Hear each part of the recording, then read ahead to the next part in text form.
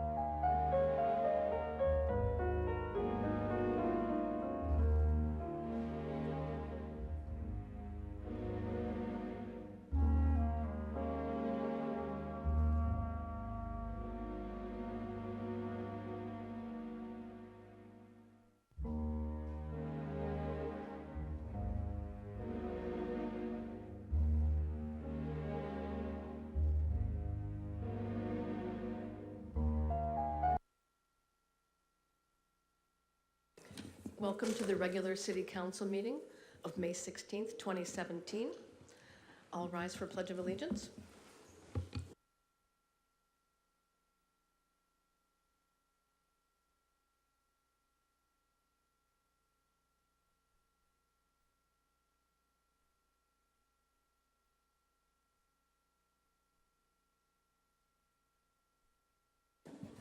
Could I have a roll call, please?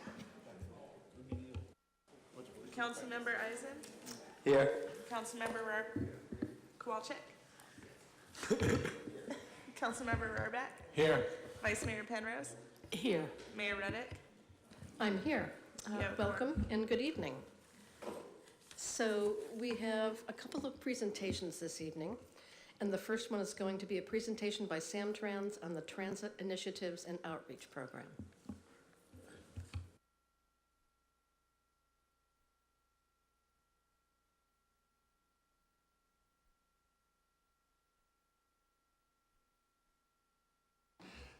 Even louder. There you go. My name is Doug Kim. I know several of you in my capacity as Vice Mayor of the City of Belmont. But little known fact, I'm also the Director of Bus Planning at Samtrans, which is what brings me here tonight. So my message to you tonight is pretty brief.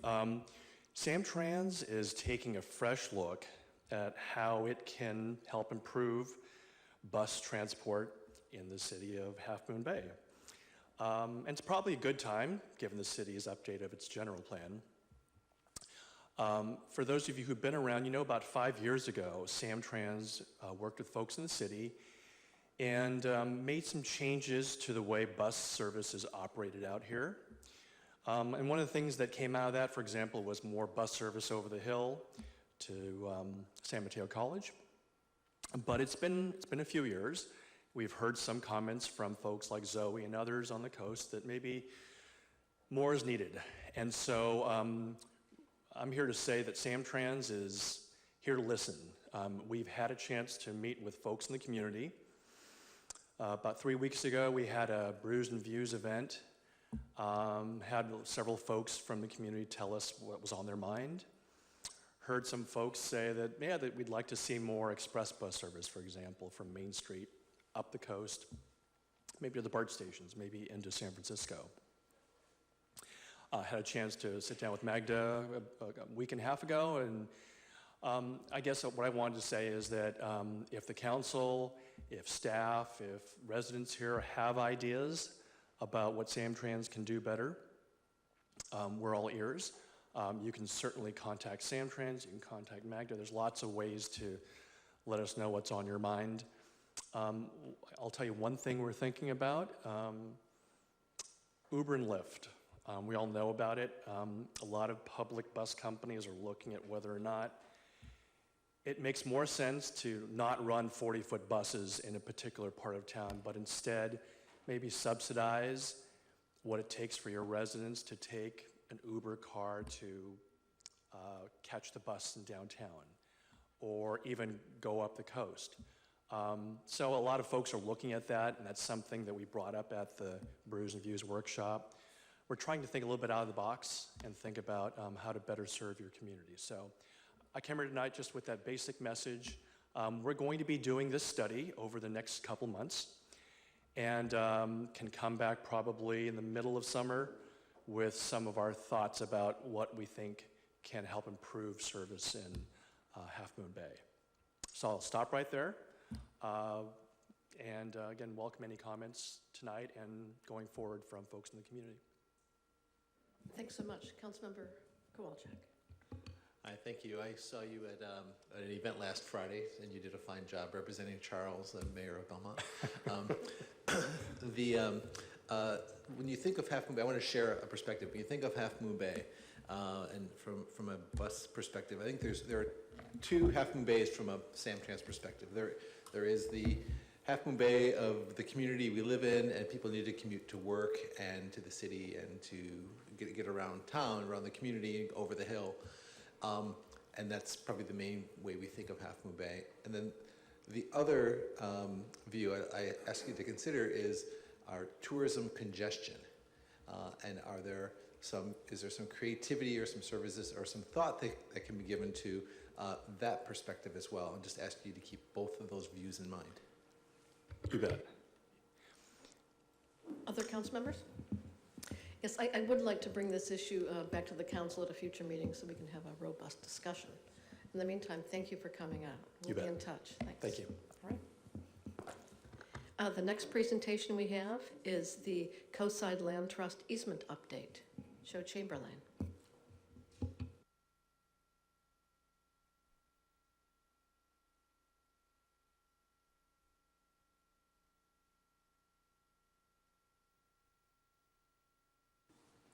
Thank you, Mayor Ruddock. And I address you as well as the other honorable council members who I've known for quite a while. So nice to see you. As you know, I'm Joe Chamberlain, the Executive Director of the Coastside Land Trust. And I have with me tonight some of my, this is my board member, Sarah Polgar. She's also my first vice president. And I have Barbara Lohman, who is our board member as well as chairs our Stewardship Advisory Committee, which is the area in which we'll be reporting this evening.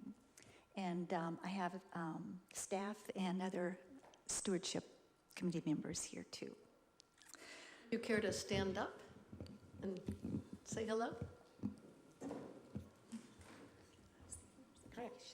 Thanks for coming down. Thanks for all the important work you do. We did have the honor of receiving a thank you presentation from the former mayor, Rick Kowalczyk, for some of the work we did in this specific area in the past. So we thank you for that. I have a brief slideshow. I'm going to try to get through this fairly quickly. I probably won't read the slides. I'll just say what the documentation says because it's a lot of legalese. If you have any questions, we're here to answer them. So the conservation easement we're here to report about this evening was created when the Weinstein Strawflower Village was created some years ago. According to the easement date, the easement was placed in May 3rd of 2005. And the easement was placed over the riparian area, and I have a map here that we'll get to in a minute. The second thing is that the Coastside Land Trust legally holds the conservation easement, but the city of Half Moon Bay owns the property and is responsible for maintenance and upkeep. And this was placed by the Coastal Commission as part of the development. The restrictions on the property that I'll go over here very quickly specifically state that the use of the land be limited to natural open space for habitat protection, private recreation, and resource conservation issues. No development, including but not limited to removal of trees and other major or native vegetation, grading, paving, or installation of structures, such as signs, buildings, etc., shall occur or be allowed in the protected land with the exception of the following, subject to government regulatory requirements. And of course, these are simply to provide the city access to deal with anything that's, sick, falling trees and that type of thing. And item 2 there gives us the right of entry to the property to do the annual monitoring. So some of the things we look for when we're monitoring your property is that the riparian areas are very rare and fragile. And so we look for things that could endanger them. The willows provide bird nesting and feeding. Hello? Oh, the stream provides food and reproduction habitat for frogs and garter snakes. Trout, steelhead, and coho salmon rely on cool water provided by the shade of willows. Natural debris from limbs, leaves, and twigs provide habitat. So these are the kinds of things we would look for in a healthy habitat. During the monitoring of 2007, we found violations of trampling of habitat is extensive over several acres, Toxic materials such as cigarettes, bleach, cooking fuel canister, burned plastic, observed and documented. Extensive trash and feces that is flowing into the creek, Placido's Creek, animal feeding station, and tree removal has occurred. This is a map of the conservation easement. That orange area there is the easement, and that large gray building is Safeway. So you can see where you are, right there. Sorry, I'm shaking so much. It's all that caffeine. The value of restoring this habitat would provide clean, unpolluted water that would flow into the ocean, provide clean water for visitors to the stream and beach, and we need clean water to maintain a healthy food chain within the riparian corridor. So anytime you break that chain, it goes back, the whole chain collapses. And that's one of the reasons we need to make sure we take good care of it. This is some photographs we took of the area that is in violation of the protected areas. You can see here the materials are reaching the stream. Styrofoam, which is found in the stomachs of marine mammals and birds. More styrofoam. Plastic bottles. More plastic flowing into the stream. Covered up areas of materials that are covered up. Abandoned materials. As you see, these are all right next to the stream itself. Now, what we would like to see is what we do see in some areas of this preserved area. And this is what we would hope to restore to. As you can see, there's a lot of debris in the creek, big trees. The water is largely shaded. Again, the same. Clear water running over light gravels. And very dense vegetation to make sure that all the animals and plants are thriving in the area. And that concludes my presentation. Thank you. Are there questions for Joe Chamberlain? I have a question. Councilmember Kowalczyk. So I want to, and Joe, thank you for your work and your presentation. I think it's an excellent summary. I've on several occasions walked the stream from the ocean up with a biologist, and I've observed the same thing you've observed, and I really appreciate you bringing that documentation to the council. So thank you. You're welcome. Anyone else? So we'll be, further discussing the issue since we are the holder of the property, and there clearly are issues. So thanks for bringing it to our attention. You're welcome. Have a good evening. Okay. Thank you.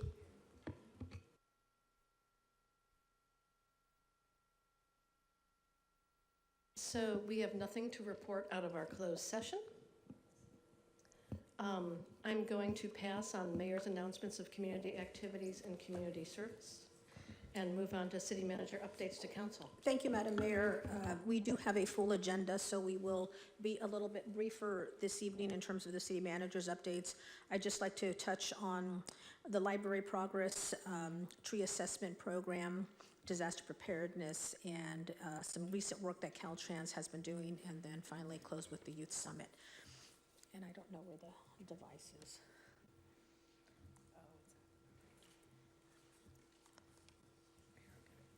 What can you do with that? Can we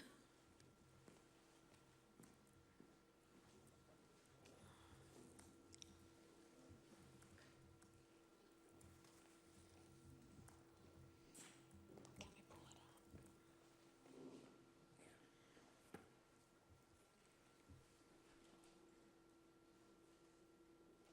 out? Apologies, we've been a little bit technology challenged today. I will go ahead and start and say that the work continues. I don't know if you've been out to the site. You can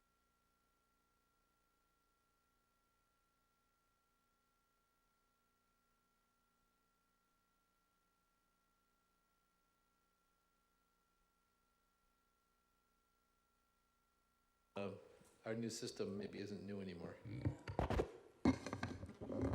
Okay, now, we're back. Sorry, again.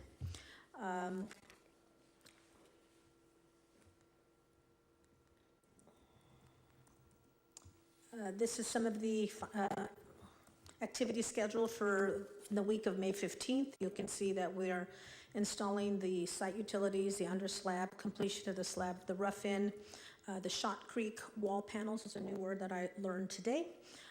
Finalizing the installation of the trenching, and they're going to do the concrete for the Shot Creek panels on the 25th and 26th is when it's scheduled at this point.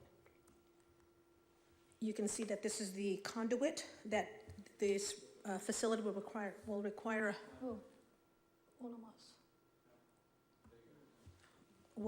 a great deal of conduit for data, for the Zero Net Energy Program. So the concrete will then be laid up over on top of all of this conduit here. And then again, just the next picture, just you can see the erection of the Shot Creek panels that are going up. So you're starting to see the work going vertically. It's very exciting, and we will provide a little bit more data in terms of the timeline and so forth at the next meeting. We were just here a couple of weeks ago, and again, in the interest of time, we will move this one along a little bit quickly. So the work continues, as you can see, also doing some work in terms of the storm drain installation. And then I will ask our Community Development Director, John Dowdy, to assist with a couple of presentations. Sure. Just wanted to let you and the community know that you'll be seeing some folks out from West Coast Arborists. They're going to be compiling data in the field, looking at the trees and dealing with it, so there's no surprises when they see a WCA truck or person looking up at the trees a lot and wondering what's going on. So next with that, so they're going to be looking at the trees, and then this will be forming into a database that we'll have access to, and what this will lead to ultimately is coming back and talking about the condition of our, basically the trees within and adjacent near the streets and right-of-way, and then talking about next steps. And this also sort of is the follow-on the CIP is about the urban forest management. So this sort of is the lead to that. Okay. Again, we wanted to remind the public that San Mateo County will be holding Disaster Preparedness Day on June 10th, and information can be found on the county's website, Office of Emergency Services, or feel free to contact me and I can send you this flyer. So last Friday, we had a little shutdown near the Burger King for the westerly access, well, for the what would be the easterly access, but westerly from the shopping center. This notice went out to all the businesses, so we went out and we actually delayed the project because Caltrans hadn't really thought through the noticing issues, so this went out. We also put it out to the community, let them know. Everything went well, the loops are working well, and now when you actually stop at that signal, it will control the traffic light and let you know that you're there. So it looks good and worked. Thanks. Johnston House, great news. Gates were left at the leaning against the post. So thank you, community members, for guilting somebody, or thank you for whatever it took to deal with it. Appreciated it. I'll bring you a picture when they're done. So, and next, was that it? Did we skip through? Okay.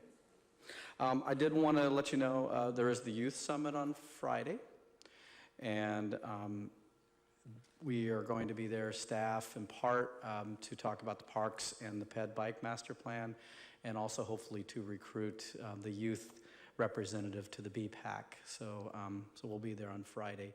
I also want to mention one more thing. We did today receive the emergency coastal development permit for the Ritz-Carlton.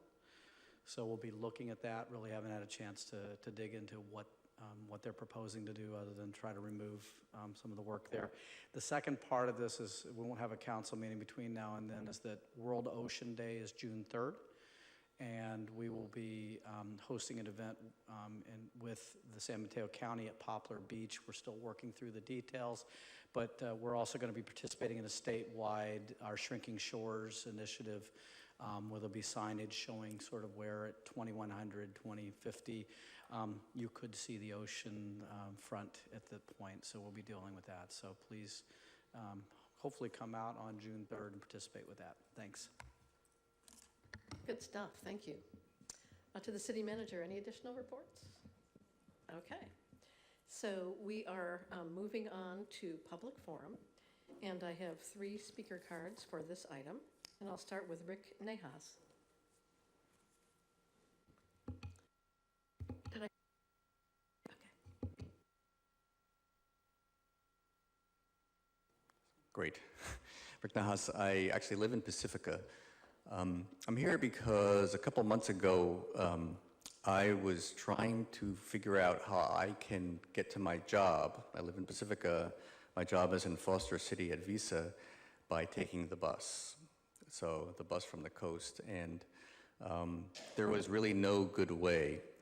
So what I wanted to talk about was I kind of embarked on this project, I'll call it an experiment, to see if there was a way to actually get a commute bus from the coast, and I kind of defined the coast as everything from Sharp Park Road or Sharp Park Beach, from the beaches down to 92 or Half Moon Bay. For some reason, we seem to think that the coast ends at Lindemar, and in fact, even Samtrans. I went to the 2 Tramsands meetings. I think there are no buses that go. They all stop in Lindemar, and I know they heard us. Doug was there. So what I'll talk about is this experiment, and then I just want to mention some things, some ideas people said for maybe other things to test. So what I'm trying to do is get 40 people from the coast, from that area, to say, yeah, if there was a commuter bus that was convenient and reliable and reasonably cost efficient, we would consider it. So I have 19, and actually I have 23, but 19 from where I work, Visa, because Visa has allowed me to send out emails and post things. Then I went to the other big companies in Foster City, but they won't let me do that because I'm a private citizen. It's a private request, and that's rightfully so. So what I've been trying to do is kind of get the word out. If you know somebody who works at like at a Gilead or a Guggenheim or maybe IBM or even at the Starbucks, who might be interested, to let me know. And I'll add them to my list, and I consider my list private. So what I would do is take that when I got the 40 people and go to all these bus companies, the party bus companies, and say, hey, I got 40 people who might be interested. Maybe you can make some money. What do you got? So that's the idea at this point. And I have a website which is only for this purpose. It's coastcommute.org if you want to contact me. Just some other observations. Some people have said to me, why not? I know Caltrans talks about widening the highway, and on the mid coast and in Pacifica, and it's always met with lots of opposition. So somebody said, well, why not just do it temporarily, or just try it? Like if nobody's going in one direction, do a bypass or something. So that was something somebody told me. I said, that's an interesting idea. Another observation is, I know when it's 100 degrees in the Bay Area, and I take a walk from Sharp Park to 3.5 miles down to Lindemar, taking a beer at the tap room, I'm walking faster than the cars. So it's the whole coast. So the other thing, it's interesting that Doug Kim was saying, he said, well, why don't you get Uber or Lyft to work with these bus companies, and when there's a big demand, do what they do for cars, only for buses, like a day in advance, so they're guaranteed money. And then all of a sudden these buses would show up and drive down the coast. So, Rick, I'm going to need you to wrap up. Okay. So anyway, really the ask is, if you know someone who works in Foster City or San Mateo and might want to take a bus, just have them contact me at coastcommute.org. I would also post on Nextdoor, if you can find a local to do that. Yeah, that'd be great. Okay, thank you. The next speaker is Robert Zadek.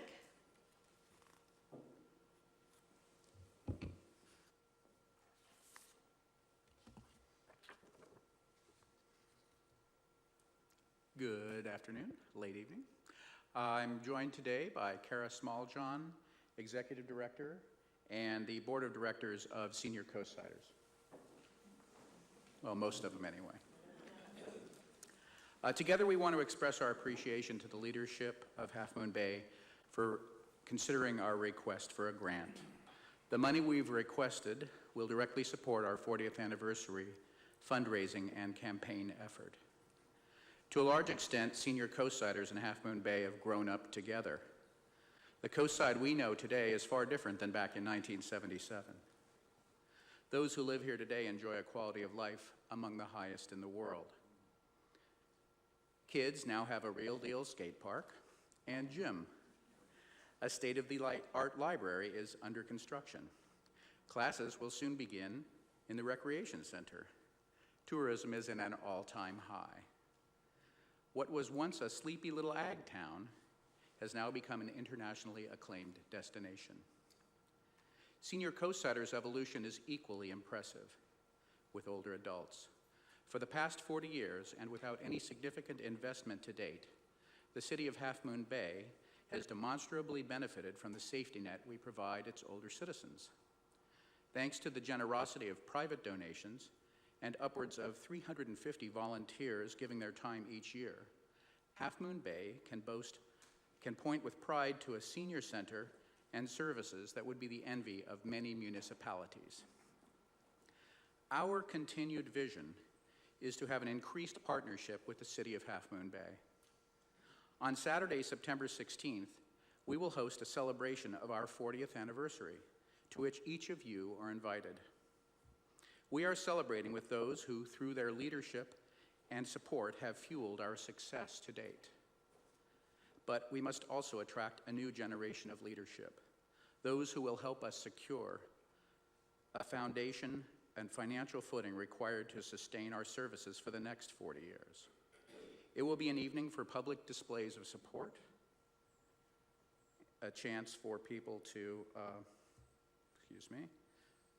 an evening where deeds rather than words and the courage to take action will be on public display. Over the past 40 years, your predecessors chose to let Senior Coastsiders do the heavy lifting without any support from the city. But that not need be your legacy. As the city of Half Moon Bay rises in stature, we invite each of you to publicly and financially join in our partnership. Please say yes to the grant we request. Join us to deliver the check on September 16th. Keep the good news from City Hall flowing. Give Half Moon Bay another reason to celebrate how lucky we are to live here. Thank you. Thank you, Robert. And I am. I'm going to leave a copy of this to Move it to distribute. the city clerk, yeah. The next speaker is Juan Blackwolf.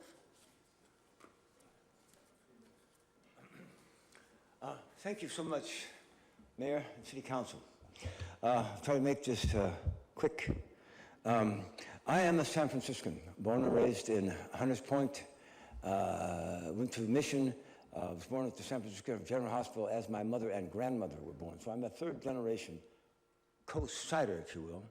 And we only used to come out here in the 50s after my brother won the football game at Polytechnic to party hardy because we could back then. Now, I'm afraid everything is no. But that's okay. I'm not bitching about that. I'm here to represent not the homeless.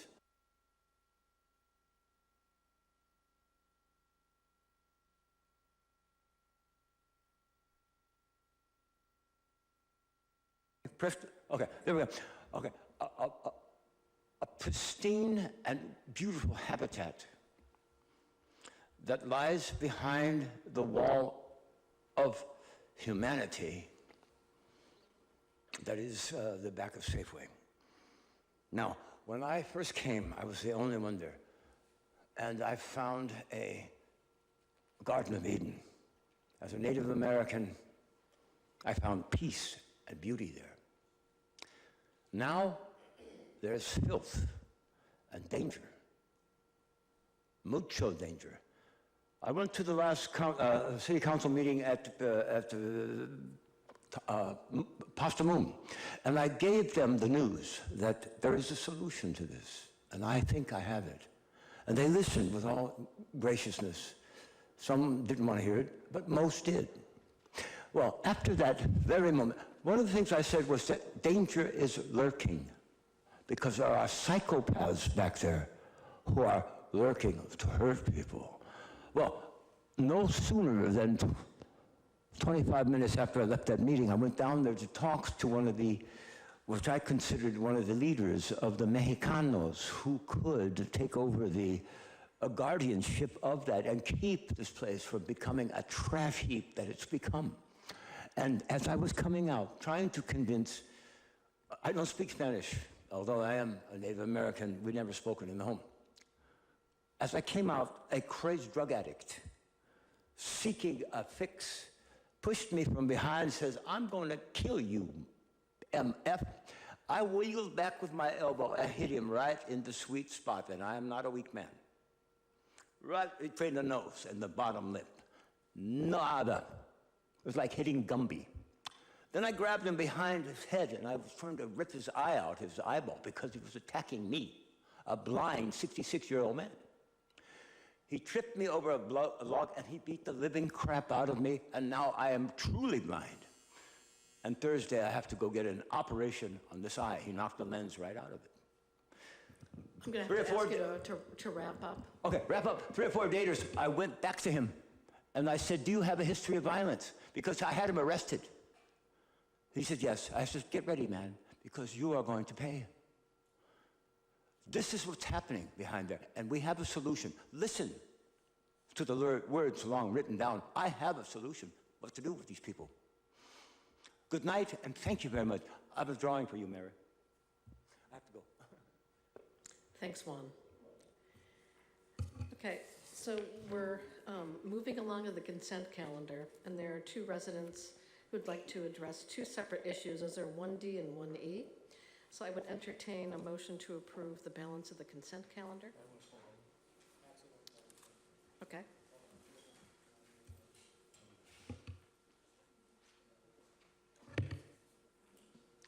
I would like to pull 1B, warrants. I'd like to pull 1E and 1F. Okay, so we need a motion to approve items 1A and 1C on the So moved. Second. Aye.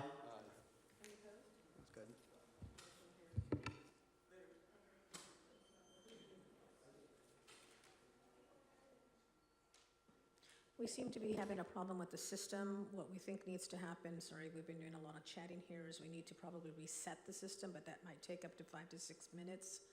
I don't know if you'd like to do that. I think we will have to do that, yeah. So perhaps before we begin on the pulled items, we take this break now for 5 minutes or so. Try that? Okay. We're going to recess for 5 minutes and then we'll be back and take your items.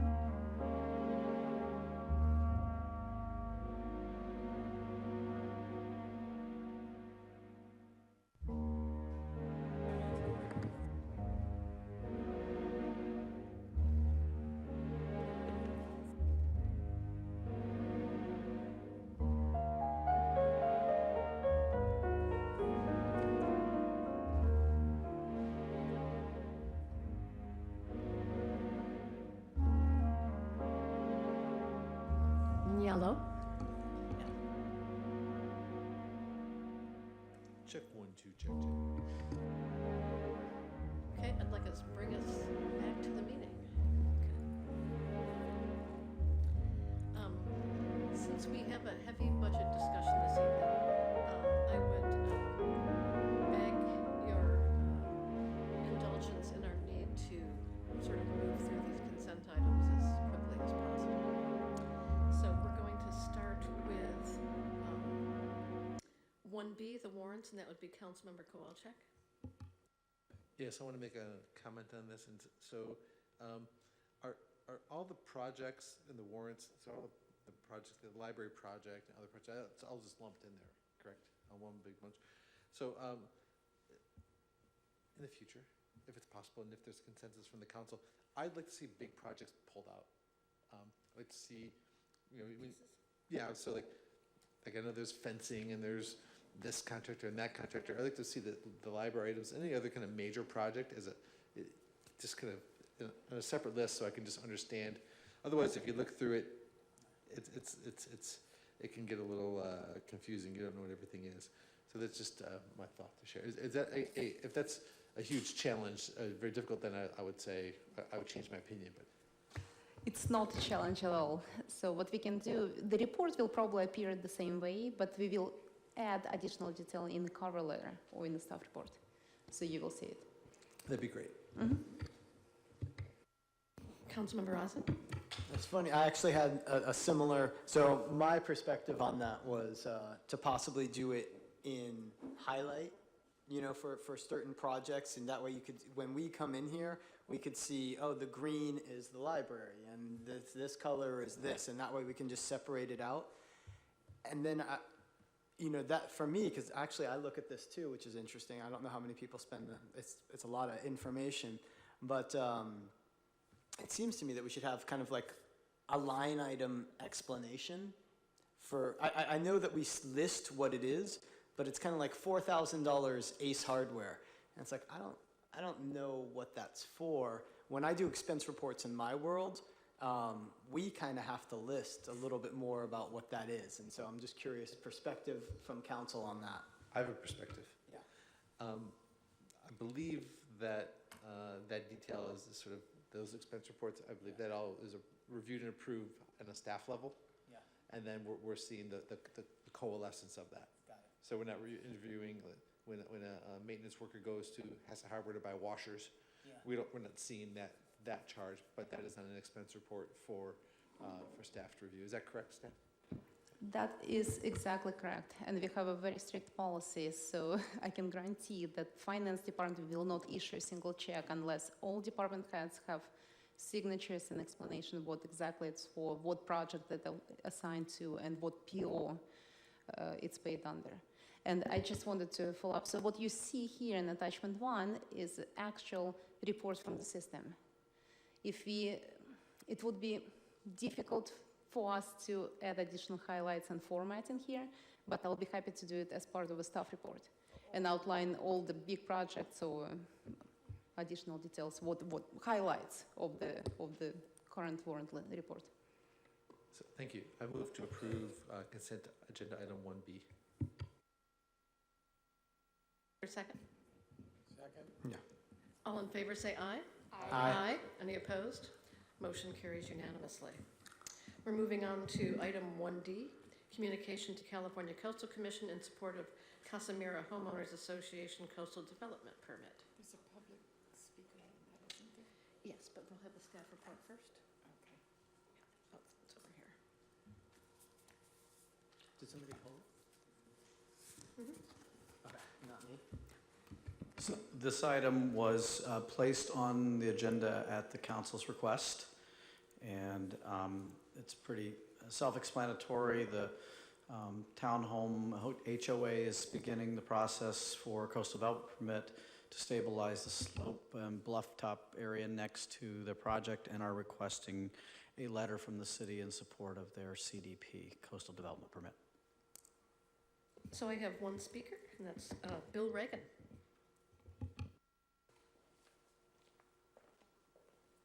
Yes, I just want to say thank you to the city council and the staff from Brian Lee, who helped us get the whole project started. We're really right about at the end. We're going to give the Coastal Commission whatever they need to get the bluff stabilized, and just really appreciate your support. Thank you. Great, thanks for coming down. And you probably don't, you're real familiar with erosion. You probably don't have any questions. If you have any questions, I'd be happy to answer them. Okay, thank you again. So are there any comments from council members? Councilmember Rarbach. Briefly, the good news is that the Coastal Commission apparently is going to decide what is the appropriate way to stabilize the bluffs.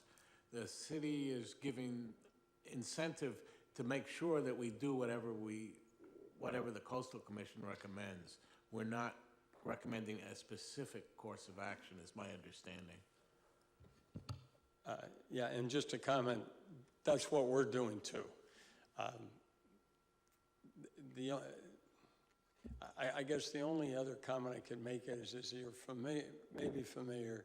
The Coastal Commission is now apparently, as part of its regular routine, requesting that if you're stabilizing a bluff, that you have to put sand on the beach equal to what the bluff wood eroded over the years, which, as far as I'm concerned, something they really should be sending to the Army Corps of Engineers, who caused the problem in the first place, as we all know. But, you know, at this point, we have to save our property, and so councilmen will do whatever they want us to do. Thank you, and thanks to Councilmember Rarbach for making that clarification. And I think the letter pretty much makes that clear. So if there are no other comments, could we have a motion?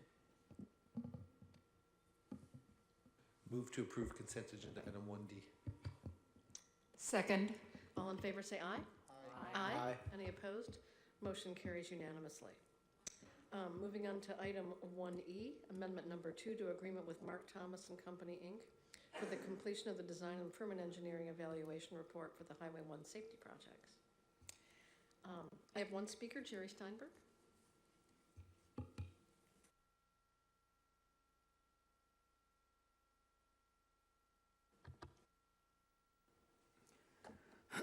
Jerry Steinberg, 591 Terrace Avenue, Half Moon Bay. The Planning Commission calendar for May 9th indicated that the Highway 1 peer review, which is really the permit engineering evaluation report, has to be revised and resubmitted to Caltrans. It appears for a project of this scope, that is the availability of over $6 million, and the controversy of this project, that the method of obtaining a Caltrans permit would appear to be by a project development review rather than a peer review. Because of the 3-minute comment time restraint, rather than go section by section, I'll be giving a copy to the city clerk of the information on the permit evaluation report from Caltrans for circulation to each city council member, and in particular for the Mobility Committee for their review. This is their blurb. This is all the information on how you get a permit, and you may be familiar with it, but I'm not sure all the folks have been. And you'll see that if a project is over $1 million and there is controversy about it, you don't do a peer review. Thank you. Thank you, Jerry. Mr. Dowdy, would you like to respond and otherwise present? No. What I will say is that Caltrans, for the last 4 years, has been working through this peer process, and we've been trying to address the issues of controversy, and we will be going through a CDP, Coastal Development Permit. We will be going through environmental. There will be ample opportunity for review and process, and I believe that the appropriate place for that review and process is at the local level, not through a Caltrans process. The bottom line is they allowed us and accepted this peer process. We're in that process, and I think there'll be plenty of opportunity for comment. Thank you. So the recommended motion is to adopt a resolution authorizing the city manager to execute amendment number 2 to the professional services agreement with Mark Thomas and Company, Inc. for additional work in the amount of $29,000. Yes, I'm just stating the motion right now, and I will invite you to comment. So, Councilmember Eisen.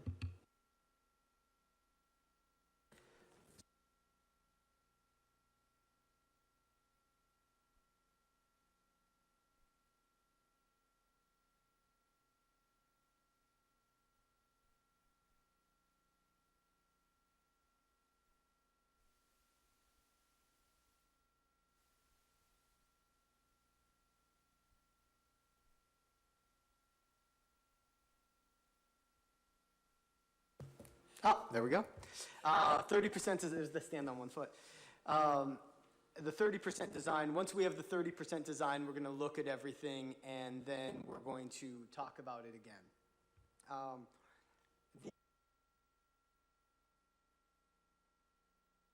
I'm curious, moving forward, what is the timing of the outreach? And then I just want to state that I've been hearing from people in the community asking why we are willing to pay for the south end, as it seems like the upcoming hotel that possibly could be built in the area should bear that expense.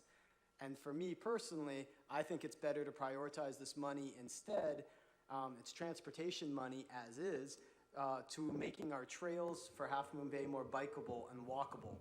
I would just recommend that we stay to the item on hand and not get out of the conversation for this particular question.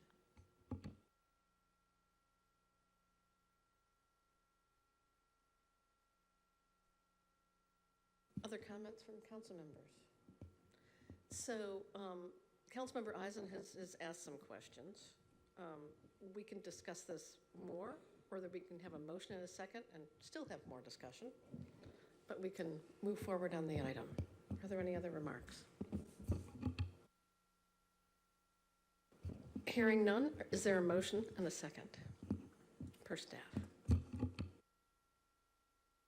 move to approve item 1E on the consent agenda. Second. Any further discussion? I'll take a roll call on this, please. Councilmember Eisen, Yes. Councilmember Kowalczyk, Yes. Councilmember Rohrbach, Abstain.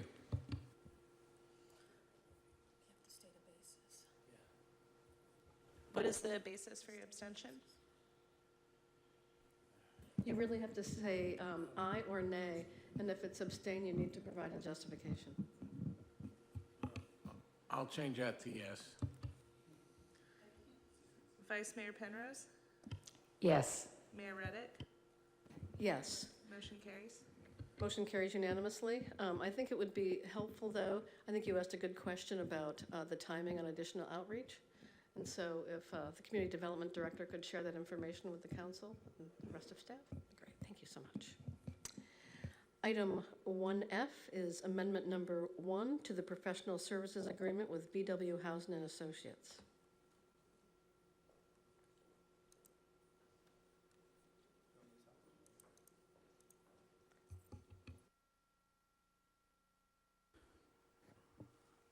Thank you. A little worried here. The mic seems to be messing up everything up there. Thank you. This is amendment number 1 to the Housing Associates Agreement. Ms. Housen and her firm provide support to the collection system, maintenance and management. She also and her firm provides support to staff and to our electeds on the board of SAM, and and currently are working very closely with our staff in capital projects work and oversight for the pump station and force main project that's proceeding into formal design at the Ocean Colony. So this request is to extend the agreement by 6 months to make it coincide with fiscal year and align with our fiscal year. The second part of that is also to expand the services, and notably that is, 1, to have staff in-house once a week 8 hours once a week to provide that support, and is also to provide oversight and more detailed oversight to the collection system maintenance program that's currently contracted with SAM. Thank you. I have a question. Okay, followed by Councilmember Eisen.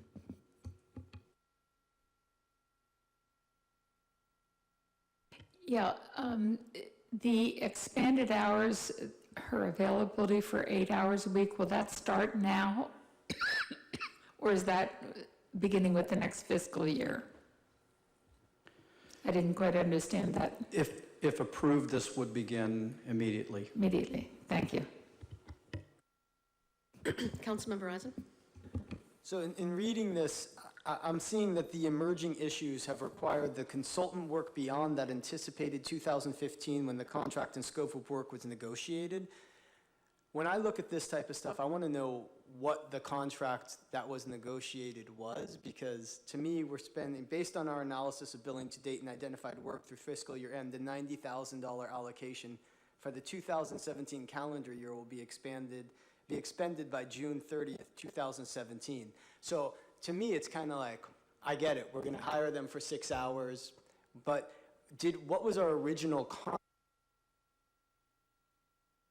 Extra money?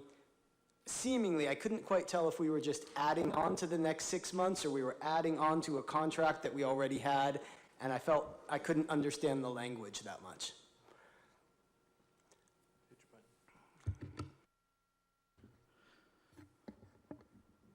So,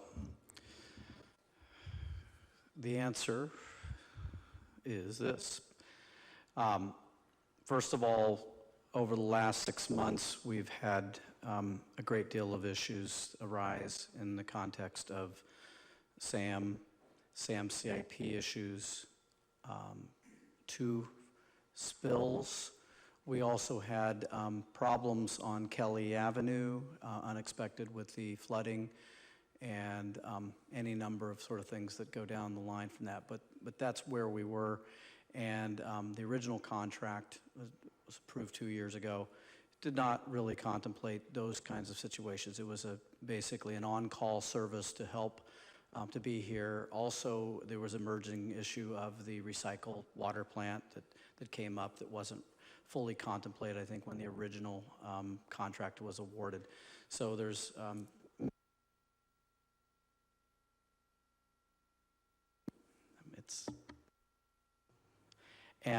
so that's where that kind of came over the last 6 months. So the expanded service really is catching what we now know in terms of the issues that we're trying to deal with, in particular, that we really need to take care and look at and evaluate our collection system. We do not want to see our collection system fall into disrepair and have issues and problems of leaks and spills and those issues. And so the other thing that's very critical for us in terms of having housing associates in our office, and it will not likely be Vivian herself, but it'll be staff, is that we have taken a hands-off approach to some extent over the years with contract staff, in which we did not really participate actively in the sewer system and sewer system oversight, and we didn't develop mapping and materials and information to back that up. And so part of this effort is to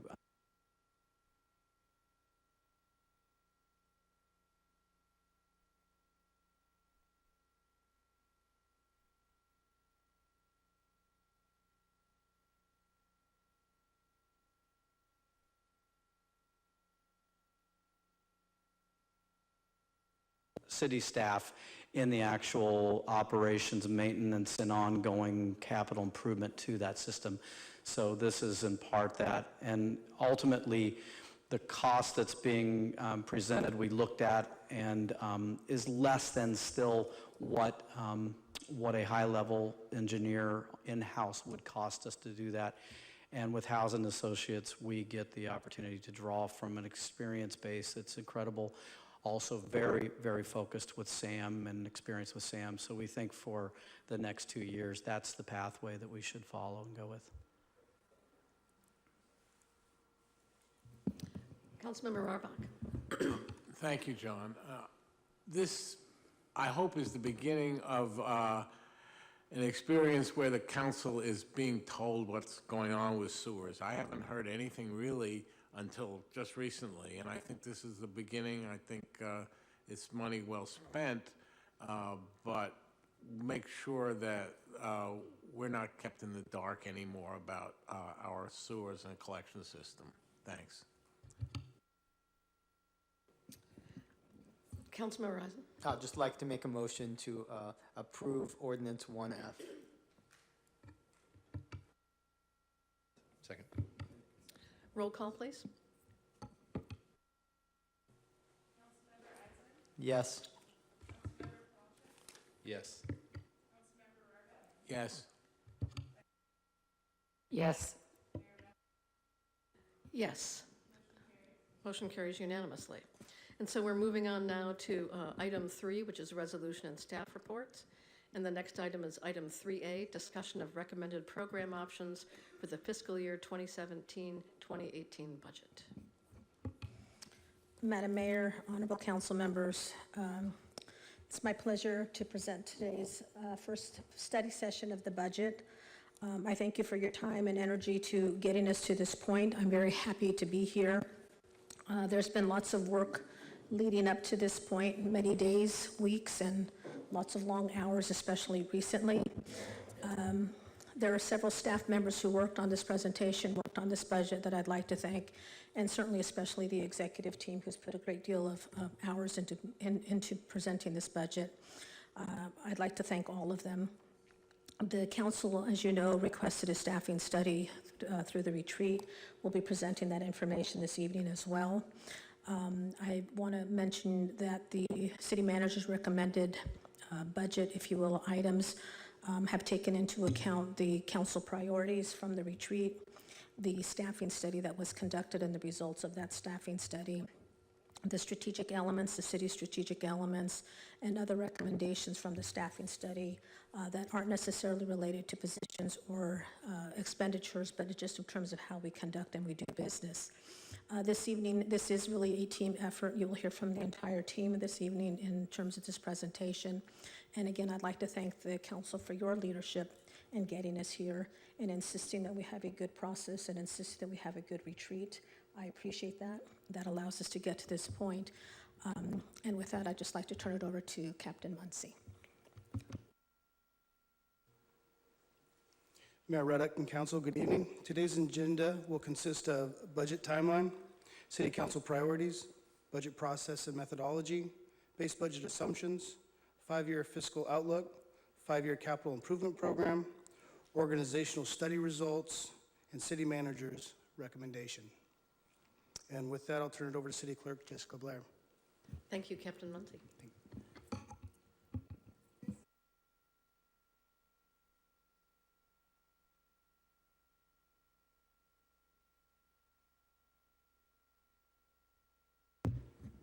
This year's budget process began on March 15th with the council's strategic retreat. Then on April 4th, the council approved the mid-year budget adjustments for the current fiscal year's budget, which helped us create base budget for next year. Tonight is our first budget study session. After feedback from council tonight, we will have a second study session on June 6th, followed by formal adoption on June 20th. Thank you, Ms. Blair. Good evening, Russell Brunson, Administrative Services Manager. I'm going to briefly share the history of the work Council has done to update the strategic plan and how the plan has shaped our operations and the budget we're presenting to you tonight. Council adopted the city strategic plan in 2013 and updated it in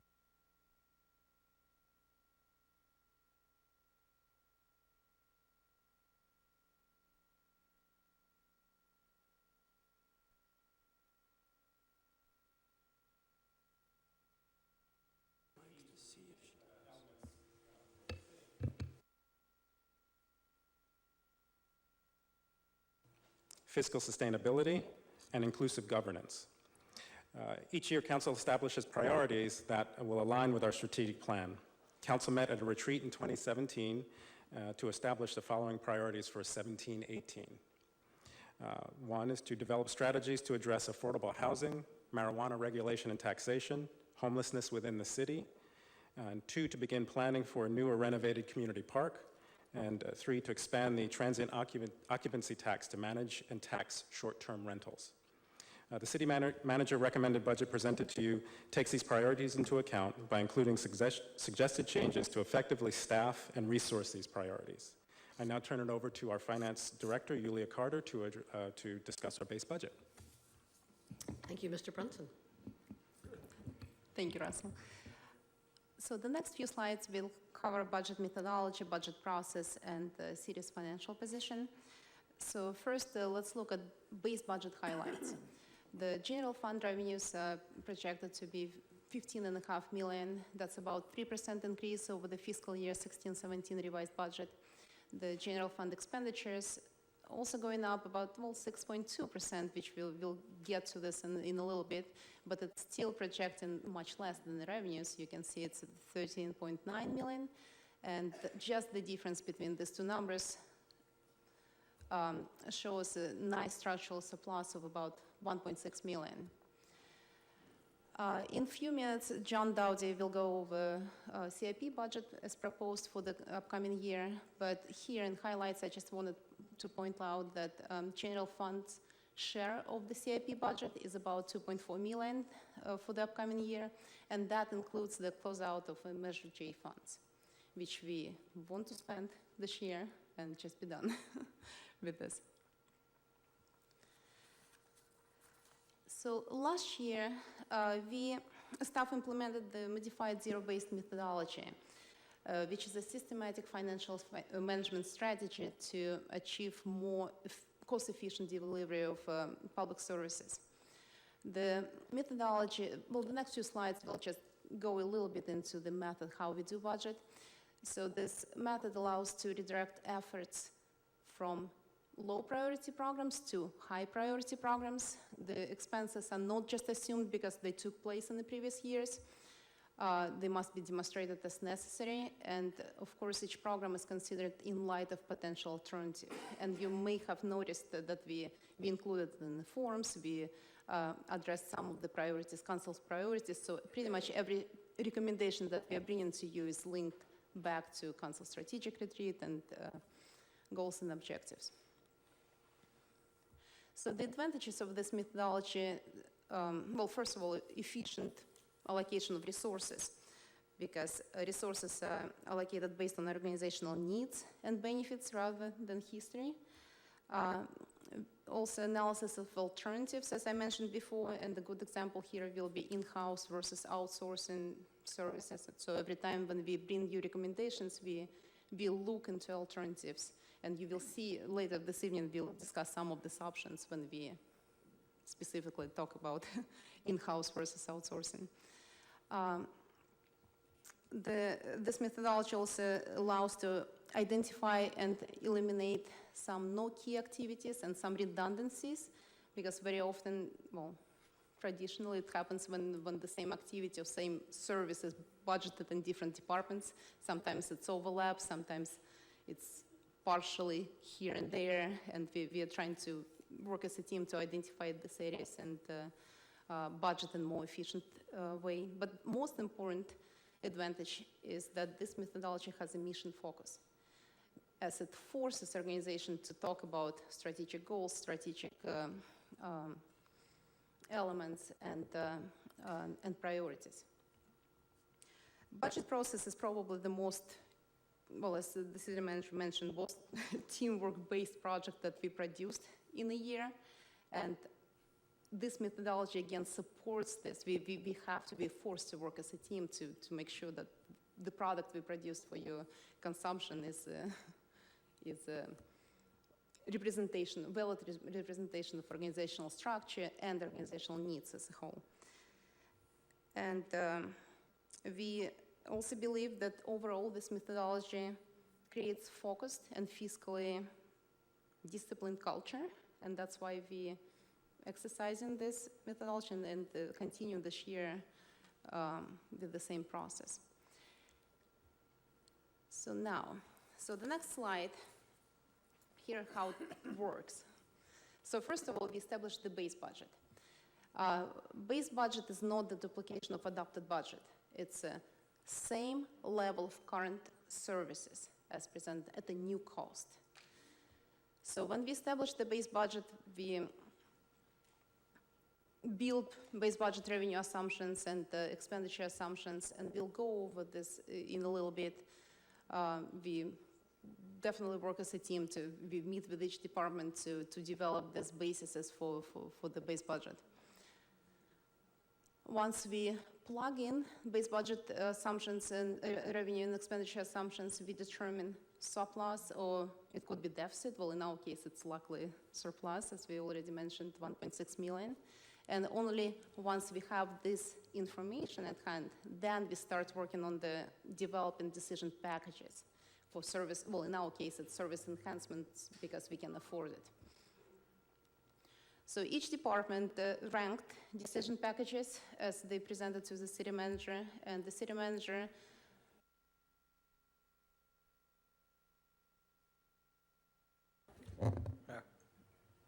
This one looks like it works now. Thank you. So, and decision manager ranked all prioritized decision packages citywide and included 11 of them in the recommended budget.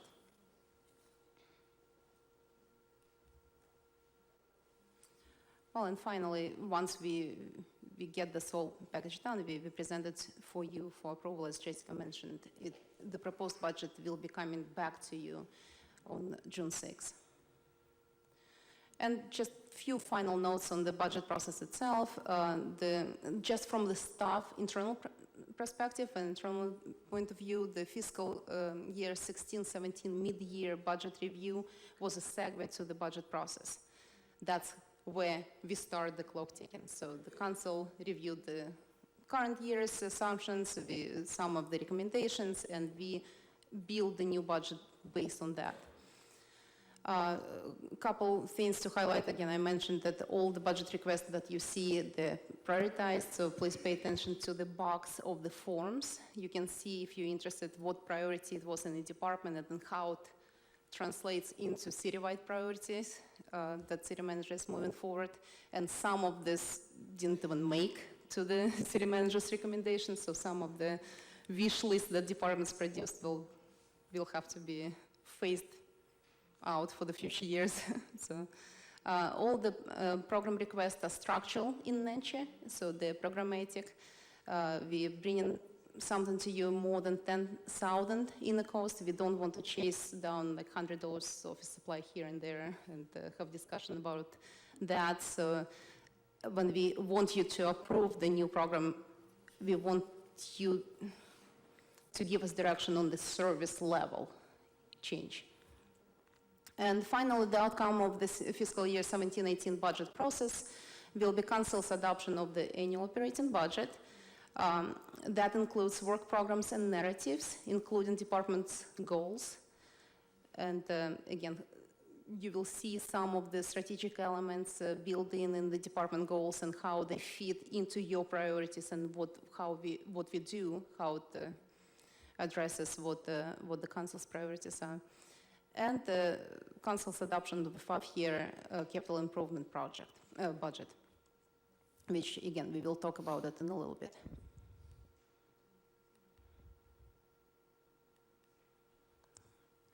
So now let's talk briefly about some major base budget assumptions. I've mentioned before that the general fund base budget revenues projected about 15.5 million. So the TOT increase, we assuming 6%. I don't know why this is out of the order, but let me just get all of them on the list. Which is consistent with the prior history, and that's how, again, with the current economy, that's a valid assumption. Property tax increase will stay at the same level as adopted budget, but frankly, we did build in some 4% increase. We just chose not to budget for ERAF revenues because they're too uncertain in nature to to capture. Well, hopefully, you may remember as part of mid-year adjustments, we brought it to you as a budget amendment, and we plan to do it the same way. If we receive the revenues, we will bring them forward for the budget adjustment as part of mid-year budget. Sales tax revenues are projected to go up by 3.7%. This over adopted budget. This is strictly based on the information we receive from our consultant, Muni Services. They provide this forecasting services for us, and we use it for the budget. Charges for services are projected to show, well, the projected very nice increase, about 41%. Well, realistically, probably, well, it translates in about 200,000 overall, but still, this increase is due to Pacific Ridge development and some of the recreation activities fees, which we didn't have before. So now we are counting on some of these revenues as well. We did not make any assumptions for the user fee study, but Council provided us with the direction earlier this evening, so we will incorporate this information into the proposed budget when we bring it back to you. So that will be another nice increase of about 400,000 for the upcoming year. So we'll build it in. And other revenues are based mostly on feedback from staff, external sources, internal analysis. So the rest of this is really minor. Now let's talk about base budget assumptions. We are projecting 16.4 million. That includes the entire general fund expenditures, including operating and capital transfers. So please keep it in mind. Don't be alarmed that the expenditures are exceeding the revenues. I will explain this in a little bit. So for the base budget assumptions, we well, definitely, first of all, we build personnel expenditure assumptions. We budgeted all positions that are currently in place, plus the ones that the council already approved as part of mid-year budget. And I'm talking about Public Works Director and some of the Parks and Recreation positions that you already authorized. We built in employee pension contribution rates as provided by CalPERS. We plugged in salary step increases for those employees who are eligible for this based on satisfactory performance evaluation. We added 2% COLA adjustment as per current MOU contract provisions. And we budgeted, I forgot to include it on the slide, but we budgeted all vacancies at top step to just, that's a conservative estimate to give departments and the city manager more flexibility as the positions are filled and if the vacancies occurred. Other assumptions included 3% increase to most professional services, unless we already know the cost of the new agreement.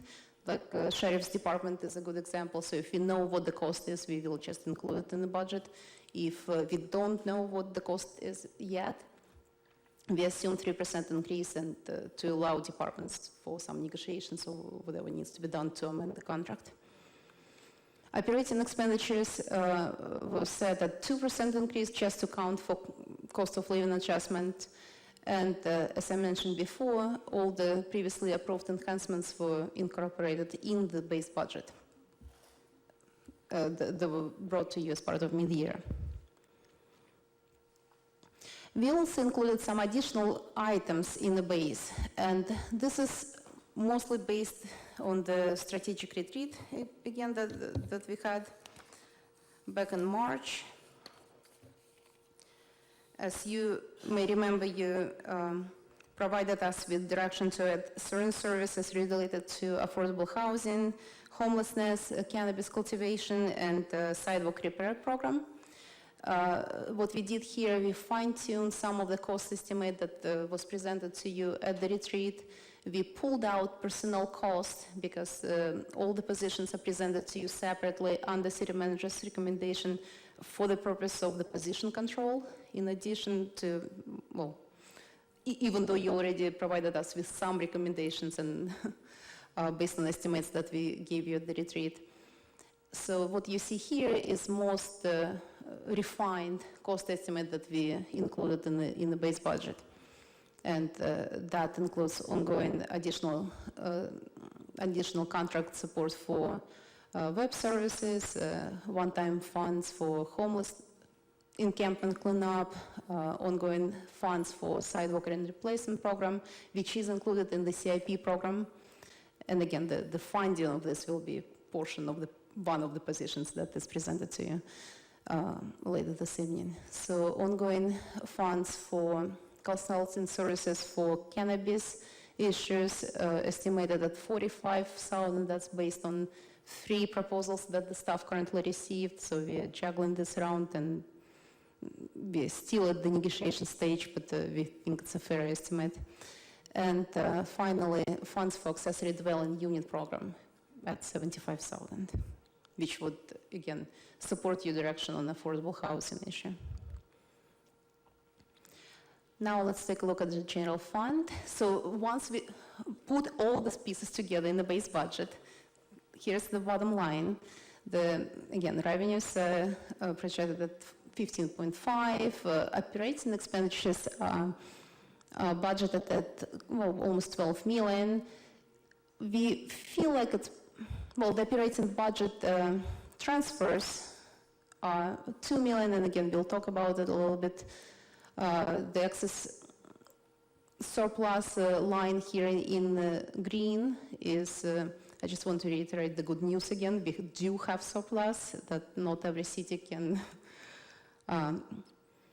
present it this way for the budget, so they need to do some balancing to get to this point. We're pretty lucky in this way. So I just also want to mention that again, the general fund contribution to the CIP is 2.4 million, and that includes, once we add the general fund contribution, you can see the number is going a little bit negative. 883,000 will be pulled from the general fund balance to fund the CIP. But again, there is nothing wrong with this because this is one-time funds, and it's a council policy decision and priority, again, based on the CIP. And we have sufficient reserves to fund it. As long as we don't ask you to pay for new positions out of reserves, the budget will still be considered to be balanced.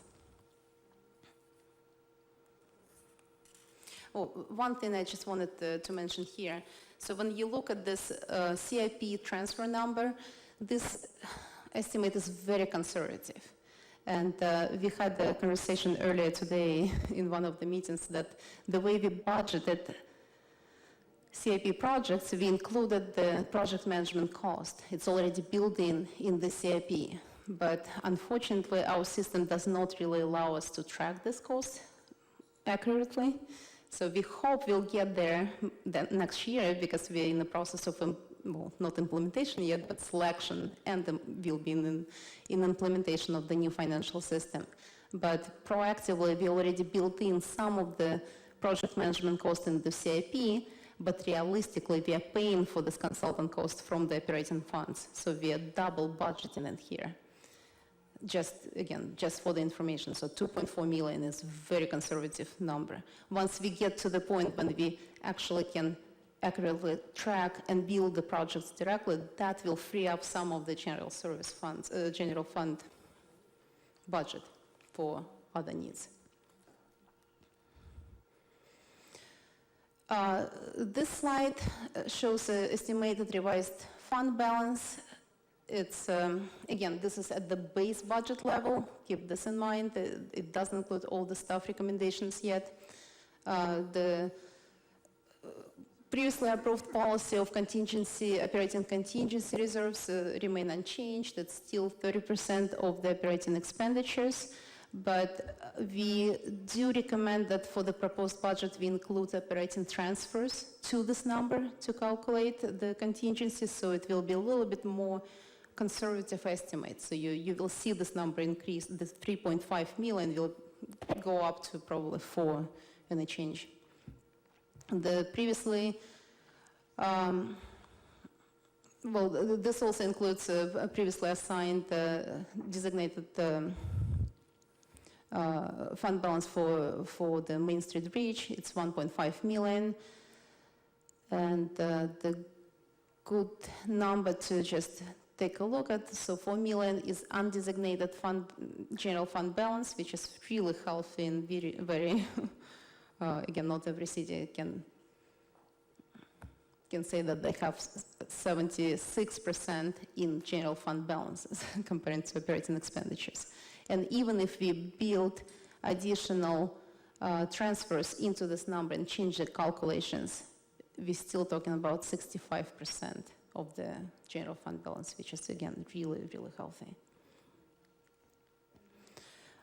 This slide shows the overall fund balances between all 24 funds.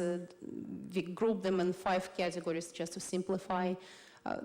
Frankly, this chart doesn't have a lot of meaning yet because we haven't built in the budget recommendations into this, but we are presenting this table for you just to show you city's financial position at the base level. Once you give us direction after tonight, we will plug in all the recommendations and bring exactly the same chart to you at the June's meeting, so you will see what the projected fund balances will be. And with that, I would like to turn it to John Dowdy to talk about the CIP program.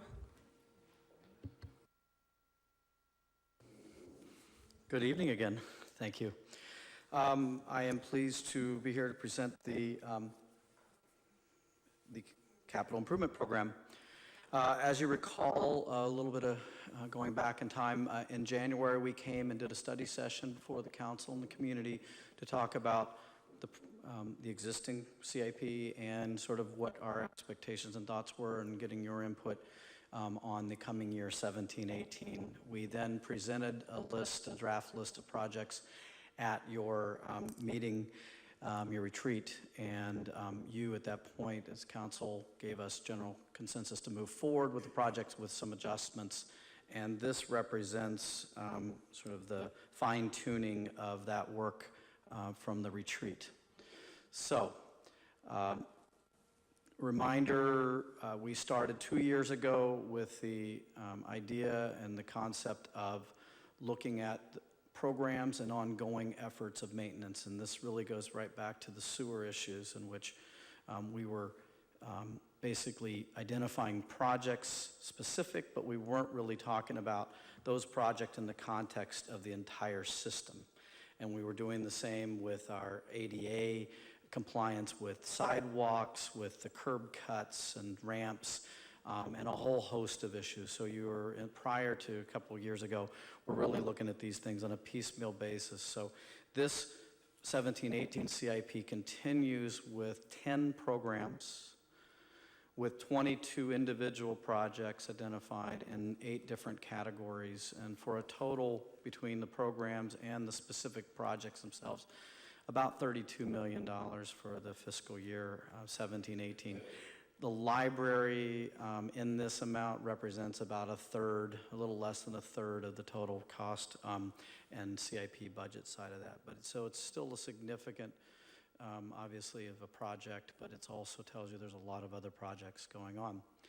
So again, programmatically, you've got about 5.4 million.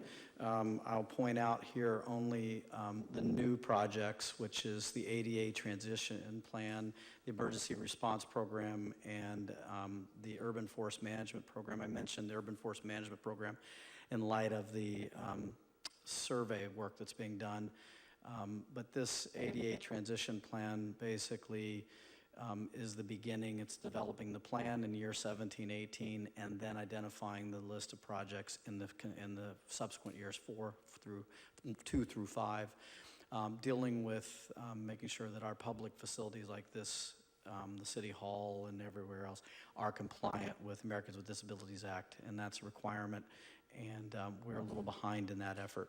The emergency response program, you as council took a position and said we're going to allocate $250,000 annually to deal with these strange and amazing things that happen during particularly wet winters and other times as well, but this is really, and it could be, you know, sewer related or any other things that come up, but this sort of came out of the challenges we had with sea level rise and other erosion and all the different things. So the drainage program is implementation ultimately of the drainage master plan, and I'm not going to spend a lot of time. I'm happy to answer any questions. You've seen many of these, again, are represented here out of what we just discussed in that list. Again, the sewer program's a big one here as we pulled out and sort of made the pump station and force main repair and replacement program a specific project and program, so you could see what a large investment and what those were for, and majority of that money in 17-18 is going to be for the, and 18-19 as well will be for the force main and pump station for Ocean Colony.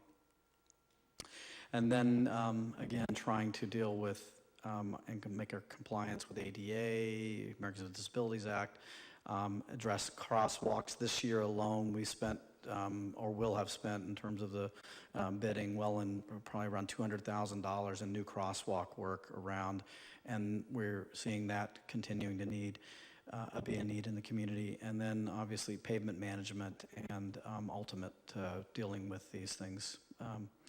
So the projects themselves are around $25.5 million, again, 22 of project specifics, and without going into great detail, you're aware, we came back, we talked about this recently, so this was increased for the Seymour Ditch erosion repair. We're going to be talking in the next couple of weeks with the county about their status on the coastal development permit for the erosion repair there. General plan continuation, we're very thrilled. We put in a proposal, grant proposal with for EV charging stations. At this point, we're looking at putting in charging station at the new library. We were able to put that in and work through that, and we're looking here at the Adcock Center as well. And ultimately, we'd like to look at least one more in downtown area, but there's logistics that are challenging that. As Yuli indicated, we're working on the financial software piece as well as looking at the permit system, asset management side of the world, and so that includes for that work. We've got the Parks Master Plan. One of your priorities this year was identified was the community park. Well, this is a critical piece to sort of setting that up and discussing with the community and with the council and with your commissions ultimately. Where do we see that? Do we see that here, or do we see it there? And that's really the kickoff to the discussion for years 2 through 5 in terms of how we, you as a council, decide to emphasize and place your money toward various parks improvements. And then facility projects, library obviously is the huge one here, but one of the things I'm kind of very excited about is actually this asset maintenance assessment, and basically allowing us to have someone take a look at each one of these buildings and facilities and start to look at a preventive maintenance program. So we don't have leaks in the bathroom, for instance. We do the work in advance of the actual facilities wearing out, or the pieces of equipment, or a roof running out. So that's very exciting from, I think, from again, the preventive maintenance, which costs less in the long run. And then we've gone through these in great detail over the last months. The one I'm really excited about is this Poplar Complete Street project and the grant that was received for that. And then I would point out here 2 things, and we'll talk a little more about this one, the Poplar Beach and Coastal Trail kind of gateway improvement. That's an item really on the follow-up that's on a separate item, but we'll talk a little more in detail, but we've sort of regrouped and rethought about that, and we'll talk you a little more in detail through that. And then we moved up from your last discussions, we actually moved up the vertical access at Poplar Beach to 17-18 for design, and to coincide what we believe closely with the gateway improvement project there. Thank you. I'll turn it over to Greg Larson from Management Partners, and I'll give him the clicker.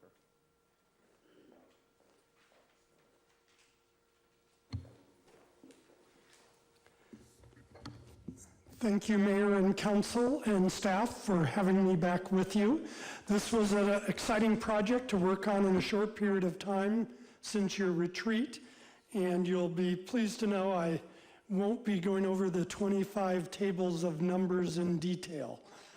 So we'll try to make this a more abbreviated presentation focusing on the conclusions.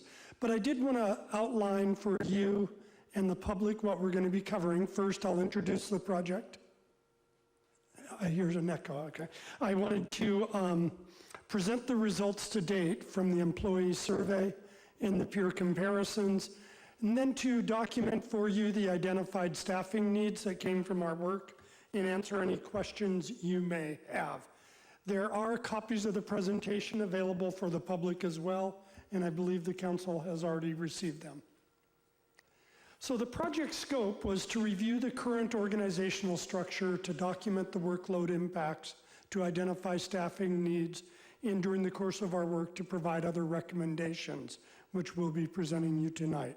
We did this work through a document review, surveying and interviewing your employees as well as your contractors, surveying peer jurisdictions, conducting analysis of all of that to lead to the staffing needs and recommendations. Our document review was hundreds of pages of prior budgets, prior staffing studies that have been done for the city, as well as the results from the council priorities setting that I worked with you on just 2 months ago.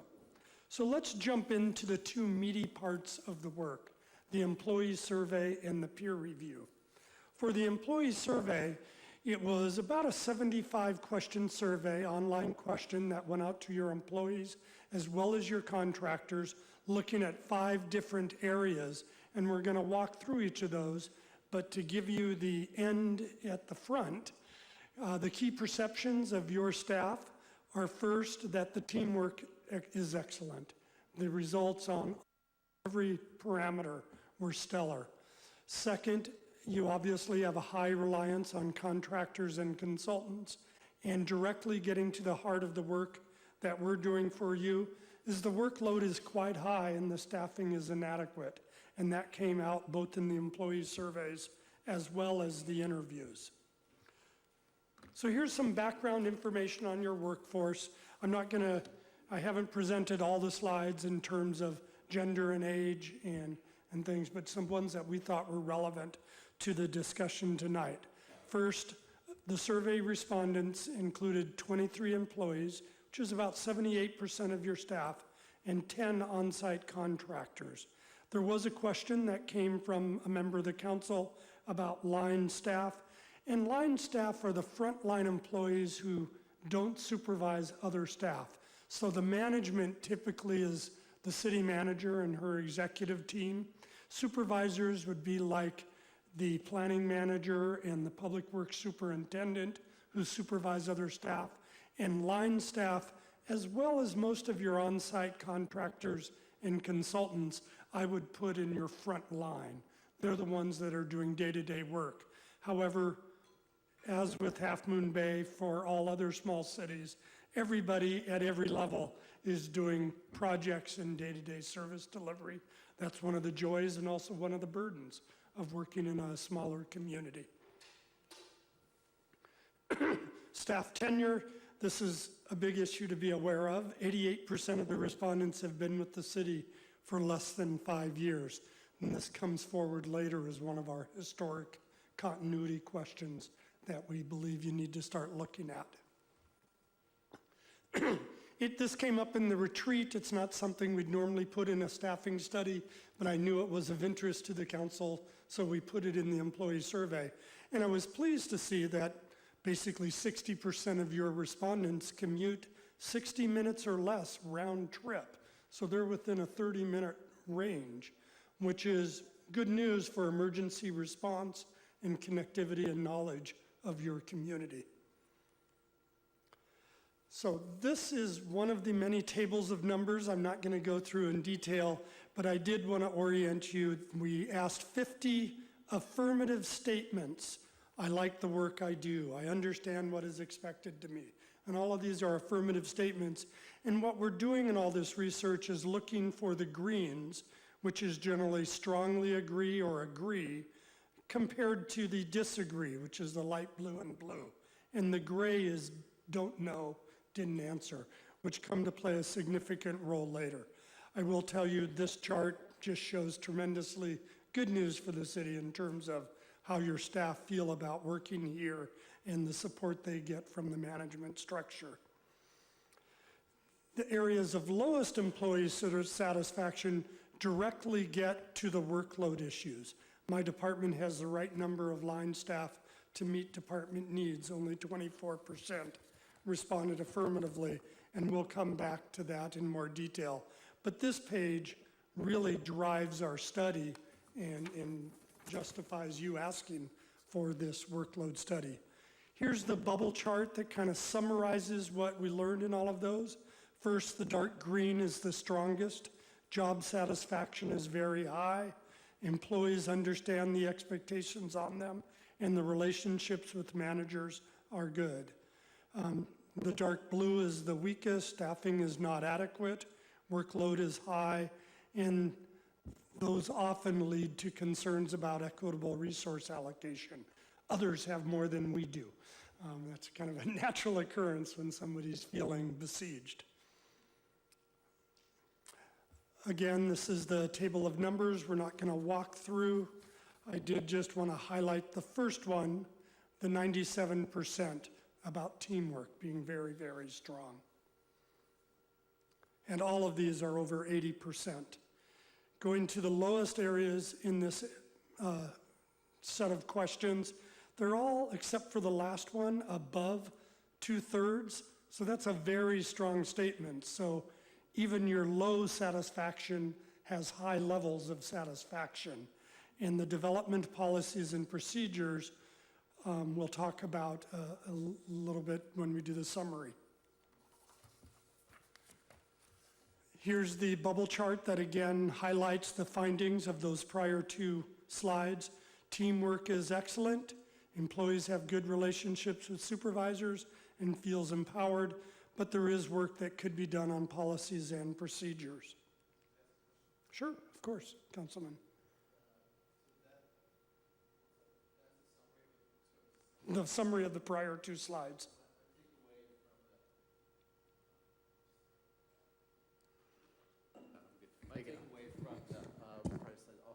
Policies and procedures, but there's also seems to be an element of communication that goes along with that.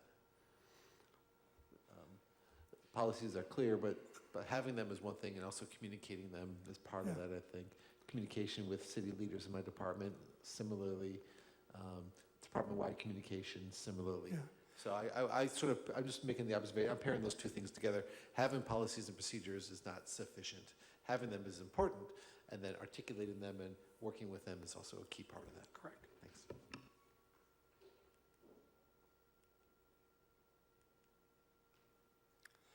The next two slides deal with recruitment, retention, and promotional opportunities.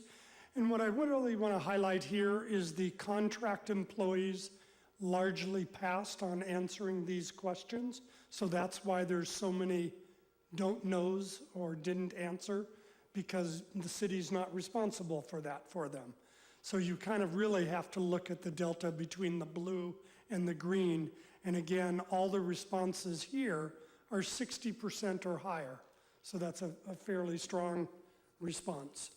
In terms of the weakest areas, you see the non-answers really pop out even stronger. And the promotional opportunities and promotions, performance evaluations, retention of staff ended up being the areas of focus. However, again, realize you had over half of the employees or contracts not answer this question. All the contract employees and others. So it makes the data a little less reliable because of the low response rate. But here's the takeaways from those two slides. Satisfactory work environments with adequate employee recognition, but again, as I just highlighted, a lot of uncertainty around evaluations and promotions and advancement, which certainly can become a work product for the executive team over the next year. We're moving towards the end of this part of the data. Training systems and equipment was generally fine. The one we highlighted on the next slide was having an established process to receive feedback from your customers.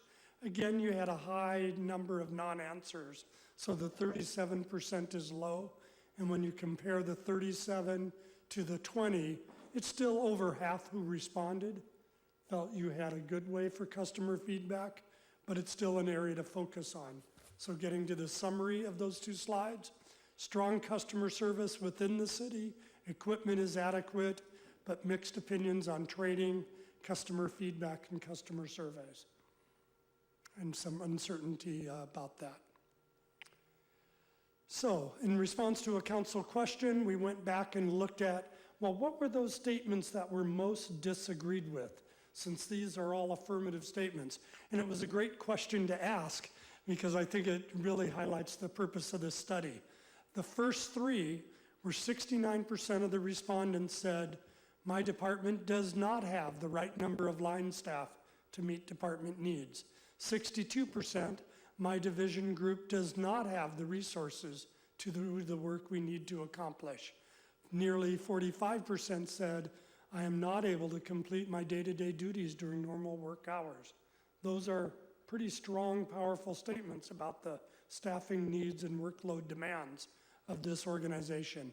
And here's the next set of three that I think really get to the management function and how your management team is so divided with having to work on policies and procedures, having a third of the workforce say we don't have enough managers and supervisors is an interesting statement.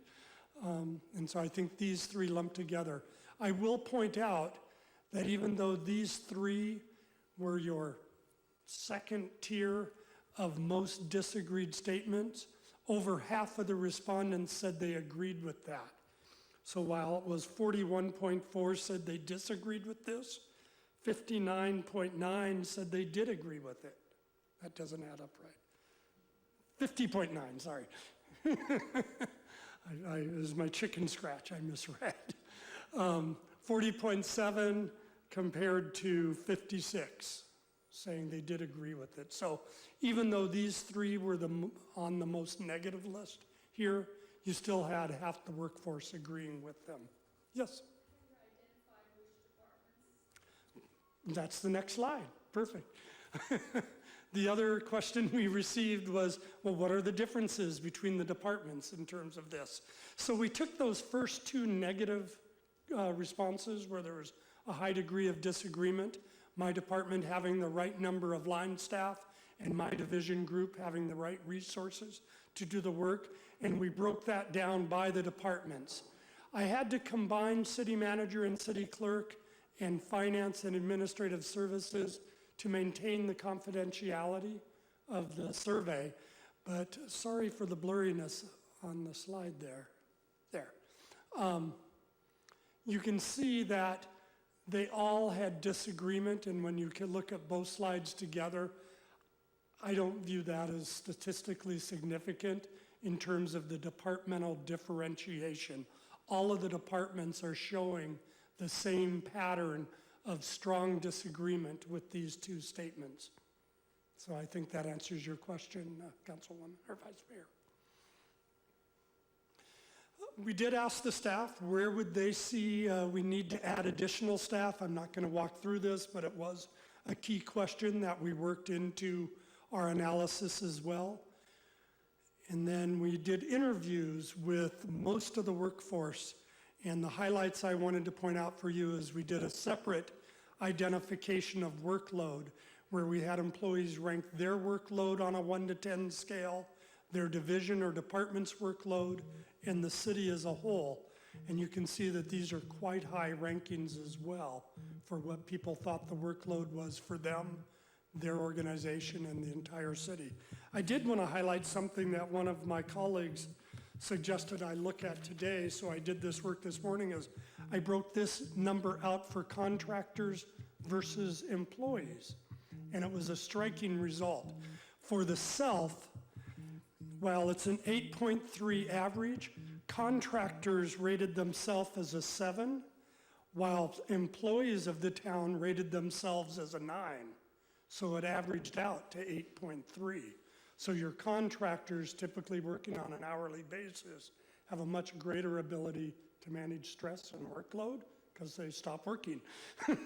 Your workforce doesn't share that, and the employees actually rated it. And the deviations on the others weren't as great. For division department, contractors rated at 8.6, while employees rated at 9.4. So it was about a 1-point spread between them. And then on city as a whole, they were all the same at 8.2. Contractors, employees at 8.2. The other interviews also identified 3 significant areas that we focused on: the front counter for the city, the public works consolidation, and how the heck do we handle special projects. So, moving to the second big part of the research, which is the peer survey. I'm going to present briefly the cities we compared you with, and then what those comparisons showed. Again, I'm not going to walk through the tables that you saw. I'm just going to jump to the conclusions. For the selected peers, we started with 16 cities. We only got 4 responses to the survey instrument, so through phone calls and web research, we were able to get it up to 7 respondents, which was our target number. On average, the peers are similar to Half Moon Bay in terms of population, geographic area, and income, and we also wanted to make sure we had at least 3 cities who were in the Coastal Commission local coastal zone, just given of the burdens that creates for your jurisdiction. In terms of staffing, on average, the cities compared to Half Moon Bay with roughly similar operating budgets, but they have twice as many in-house staff, again leading to our finding of the staffing needs for this organization.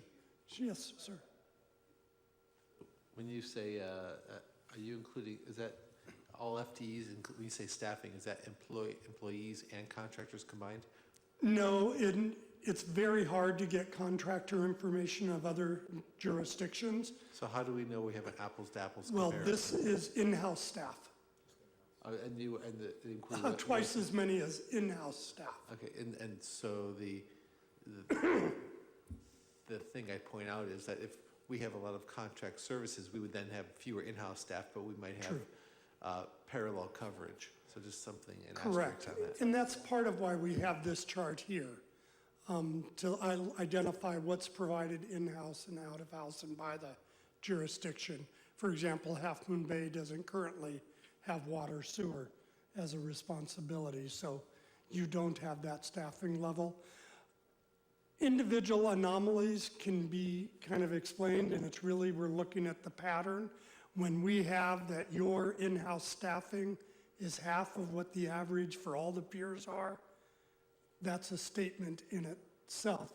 And I think you've dealt with it by having a much higher ratio, from my professional experience, not from the data, of contractors than most jurisdictions have. So you have staff doing the work, but they're contract employees, not in-house, which gets to continuity and longevity and team building and organizational structure and performance issues. Most peer cities offer police but not fire services, and more than half also offer water and sewer services, which you do not.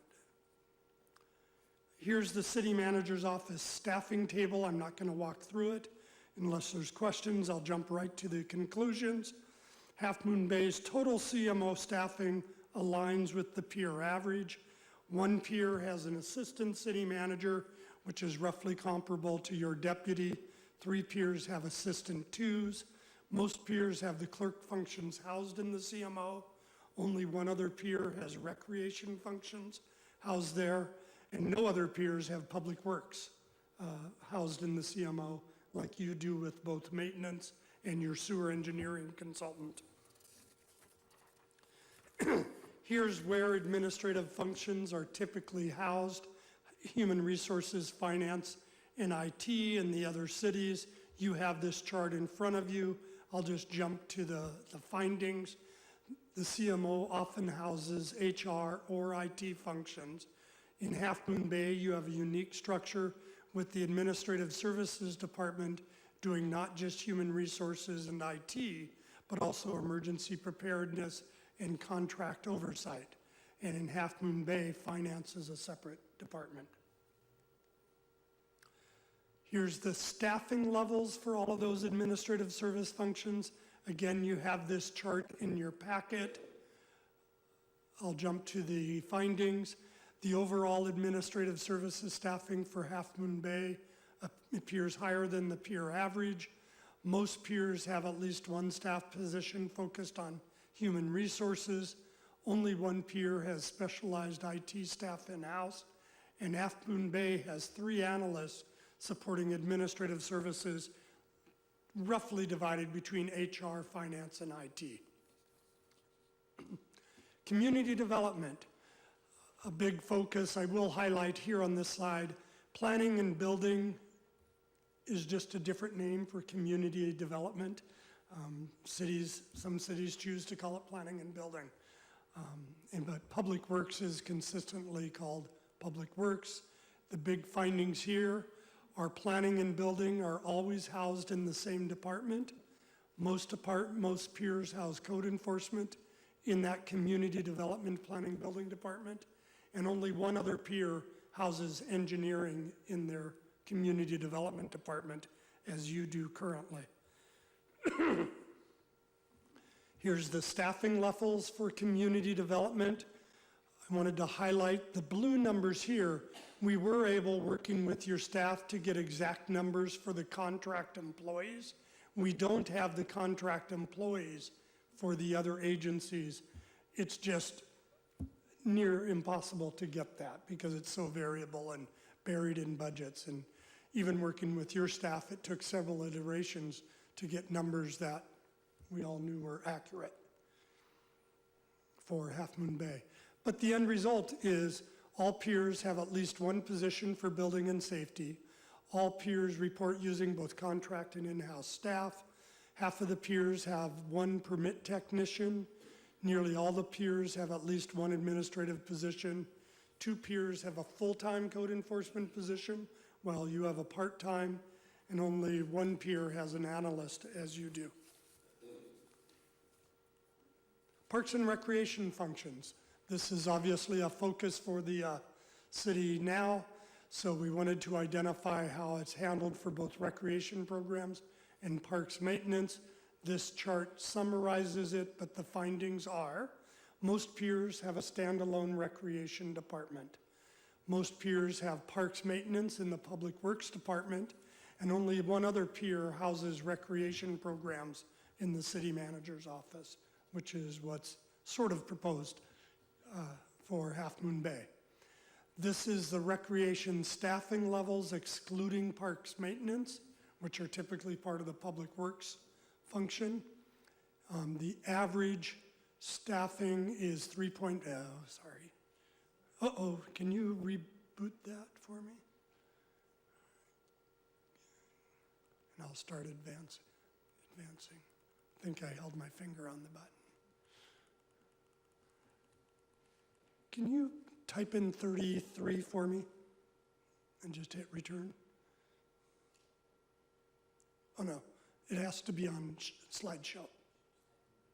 Do slideshow and then type 33.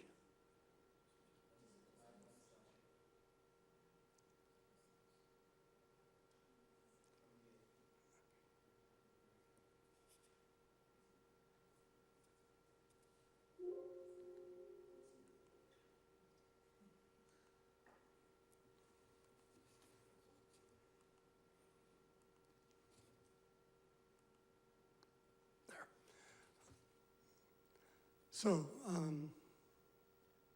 think we covered that. Now we're going to recreation staffing. Observations on the staffing.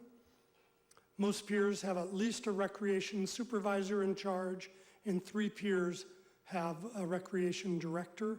And Half Moon Bay's initial in-house recreation staffing will be at or near the lowest of all peers of 2.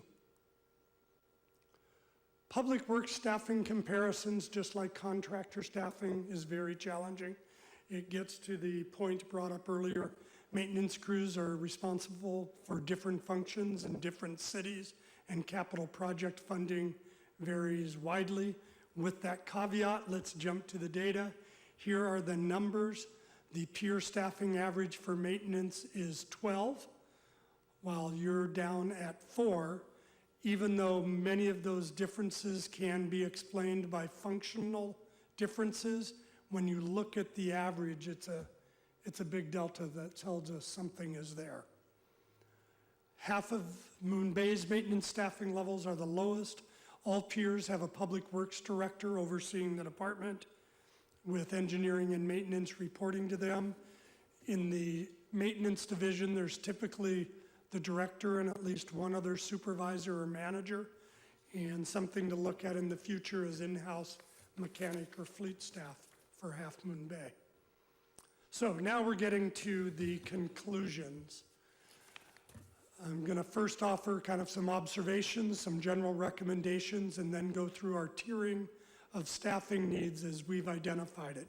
Tier 1 are those issues you've already addressed. Tier 2 are operationally critical needs we've identified from all the data sources. Tier 3 are the ones that we think would help best meet the council's priority listing. And Tier 4 are some other future needs, and then closing with just some other identified recommendations. Preliminary observations: teamwork is incredibly strong. Historical continuity is incredibly lacking due to the short tenure of your staff, the record systems, and the like. Approval processes are difficult. This came out from the interview process, particularly from contractors who have worked in multiple jurisdictions and had that kind of inbred comparative analysis. Expectations and demands are rising as you recover from the fiscal challenges, and staff recruitment and retention have been challenging, as is obviously represented by the less than 5 years dominant standing of your workforce. So we had a number of general staffing related recommendations. First, as is common in smaller jurisdictions, everybody jumps in and does whatever they have to do to get it done. That isn't necessarily the most efficient or effective way to work, and getting to more clear functional differentiation is the best practice.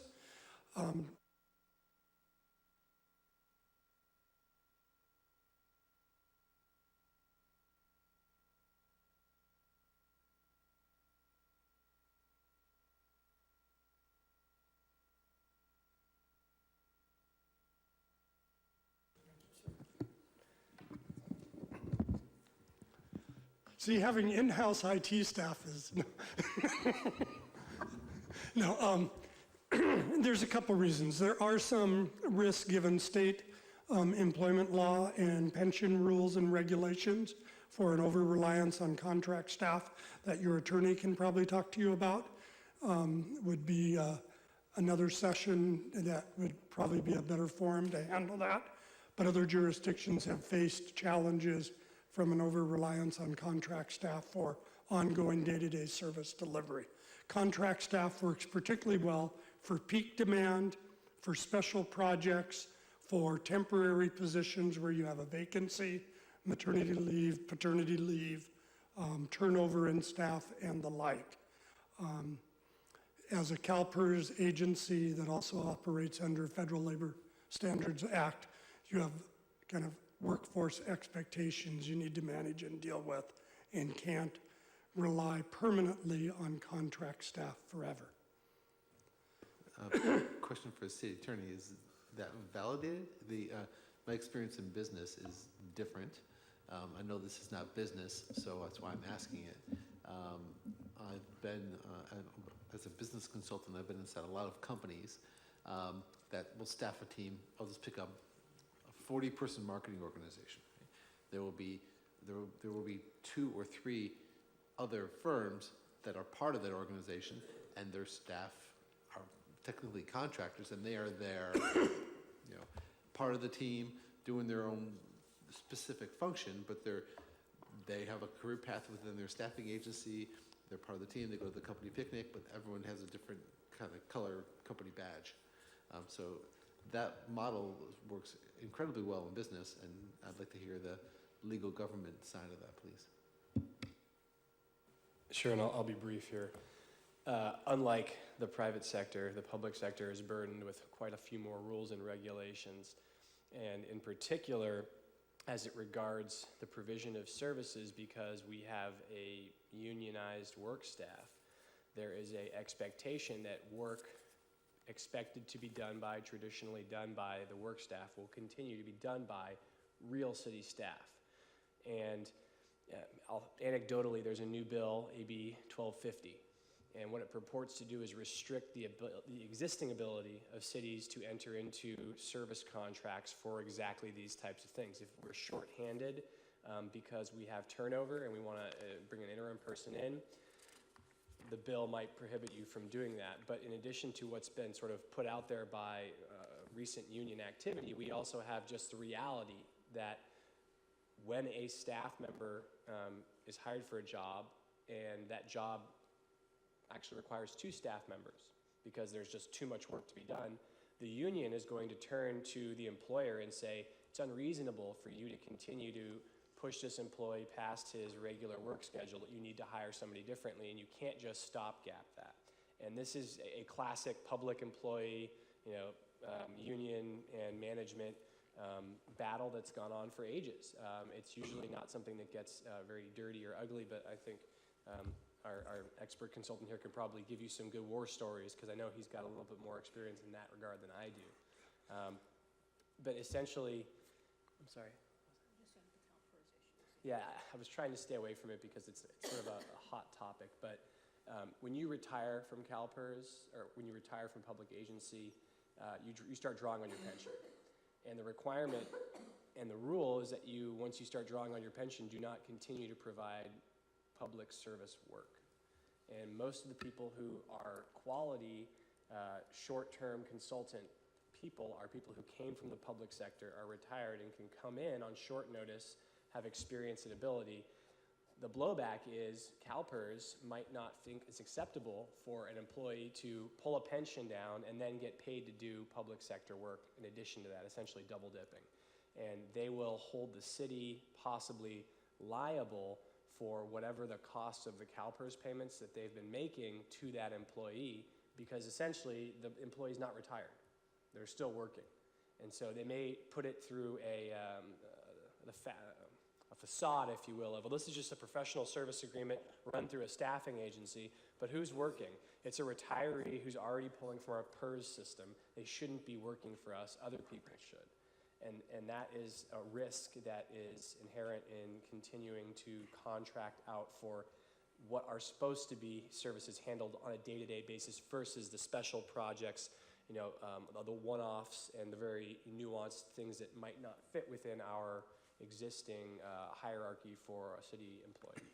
Okay, thank you. But we've been staffed the way we're staffed for years. And it's working. And so I guess I'll just say I'm skeptical. I'm very skeptical of this, simply because we have I can see contract for planning, contract for engineering services, things like that. And I'm not aware, is there a mandate that we cannot have contract staff or contract vendors providing services to our city? I think that is, I'm calling BS on that. I can't see that being feasible. I'll tell you what I told a number of city staff in any place that I've worked, and I hear it probably every day. Well, this is how we've always done it. It does not mean that it's the right way or the legal way to get things done. And there are legal constraints and there are legal consequences. Now, whether those consequences and the chickens come home to roost or not, that's a risk-reward decision that everyone has to make. But the reality is the liability is out there. Mr. Larson? Yes. Let me quickly summarize. I think there are labor issues, as were explained by your attorney. There are CalPERS contract issues that you have, and we see CalPERS increasingly weighing in on the use of contract employees for other jurisdictions throughout California and in the Bay Area. And third, you also have management functions. I already identified one earlier in that differentiation where the workload self-identification of contract employees was 7, while your in-house employees was 9. You're having people working side by side, doing very similar work, but having very different experiences of the workplace and reporting relationships in so doing. I think that does create management challenges and difficulties. Is there not a thing called a contract city that I'm aware of? There are cities that are contract cities? Yeah, it's where you contract out functions, like you're a contract city with your police services. You're contracting. Okay, I understand. So my perspective, I know it's late. So I get your perspective. I think I'm still in support of having contracting out functions so that we bring in.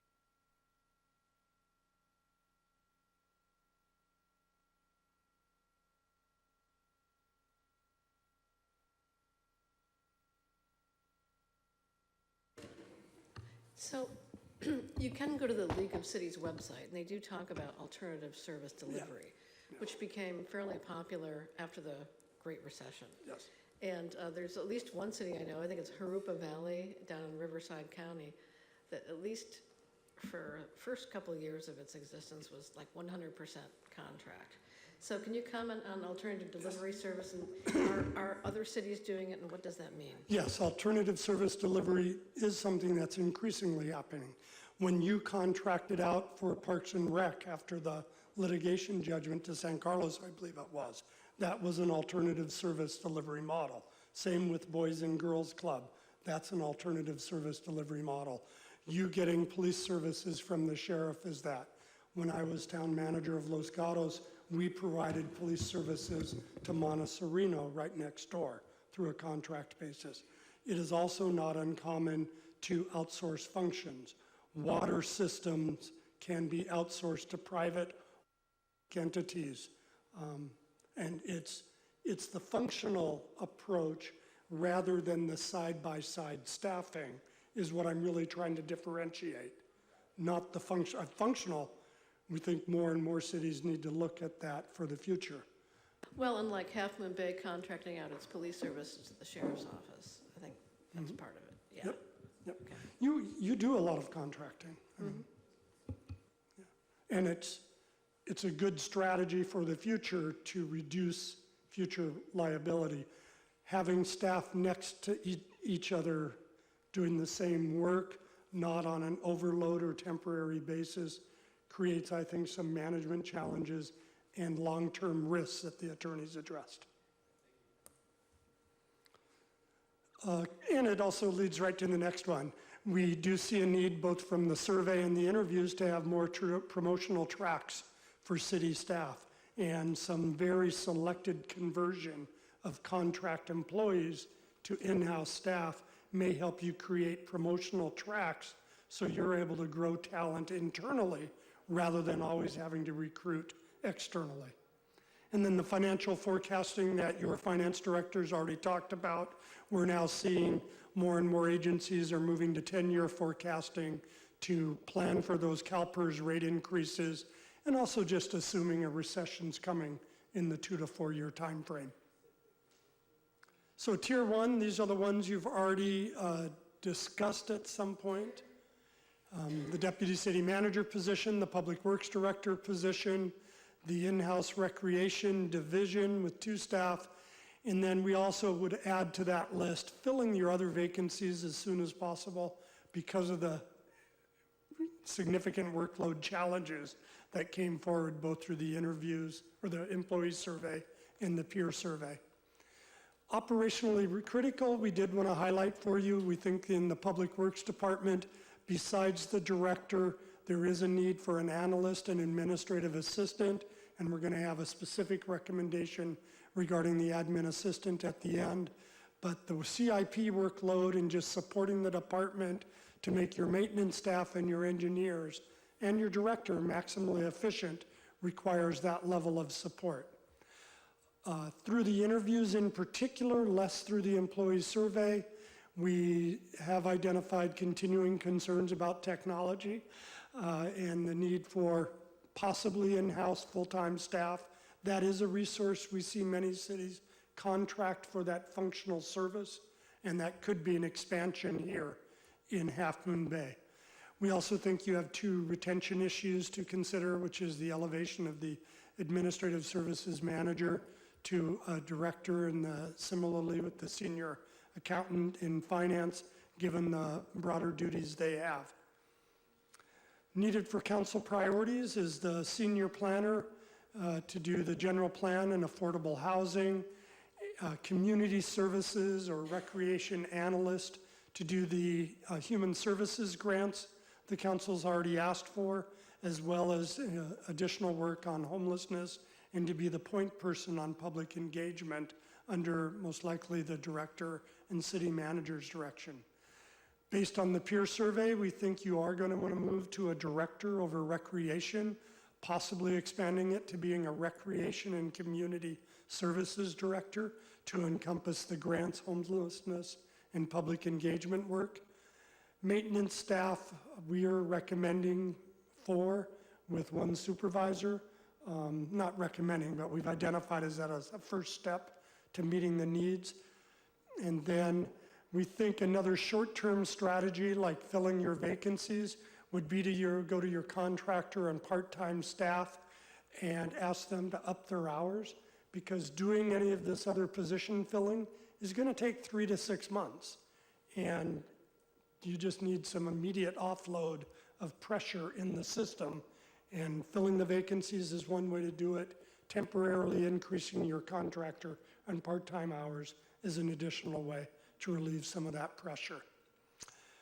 A lot of future staffing needs. You have an engineering services contract that expires in a year, yet you're heavily reliant on contract engineering services. To look at selectively converting contract positions, not wholesale.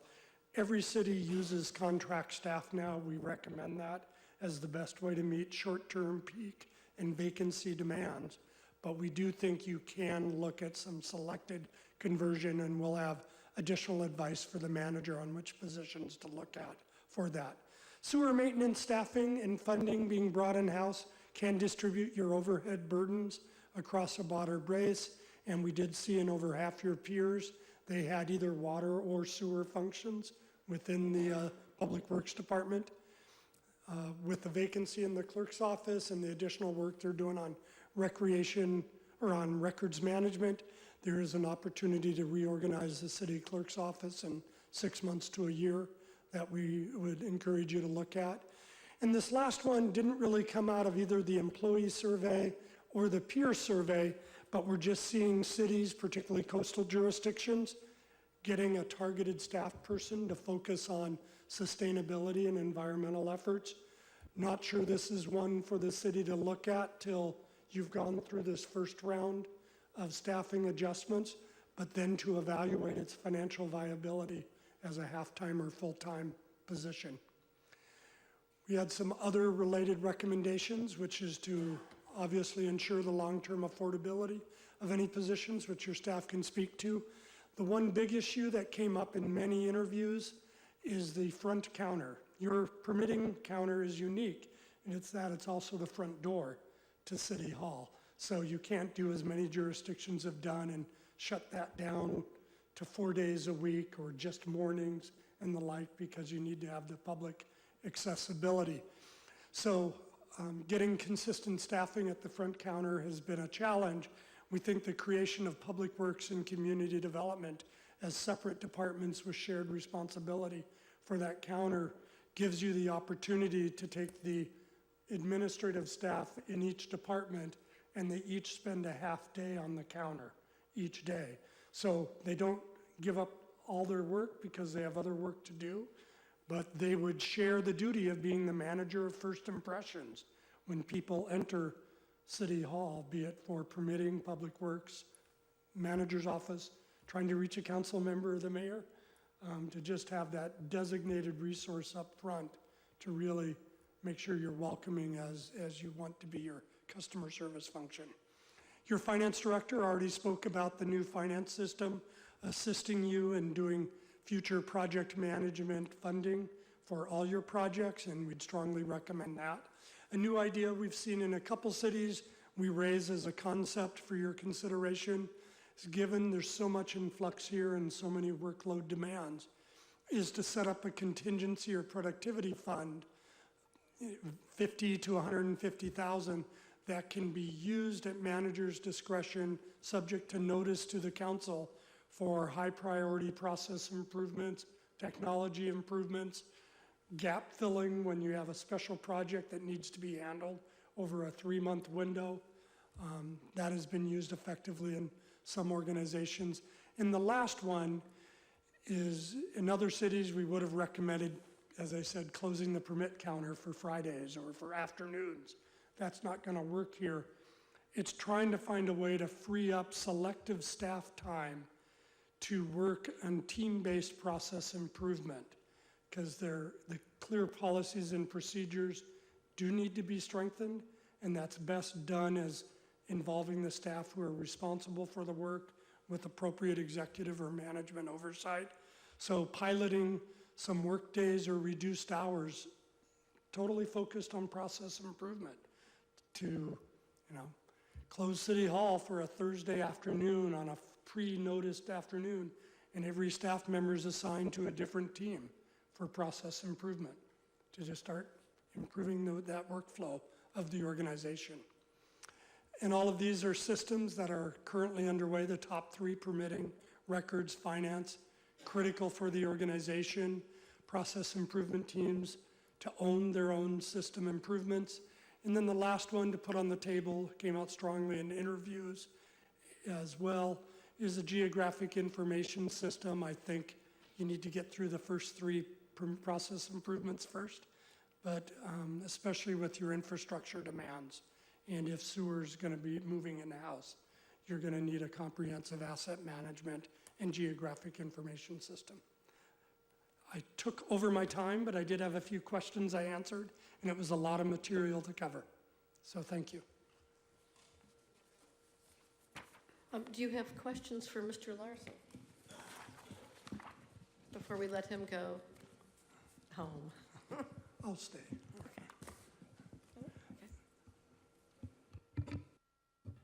I want to thank you very much. That was very helpful.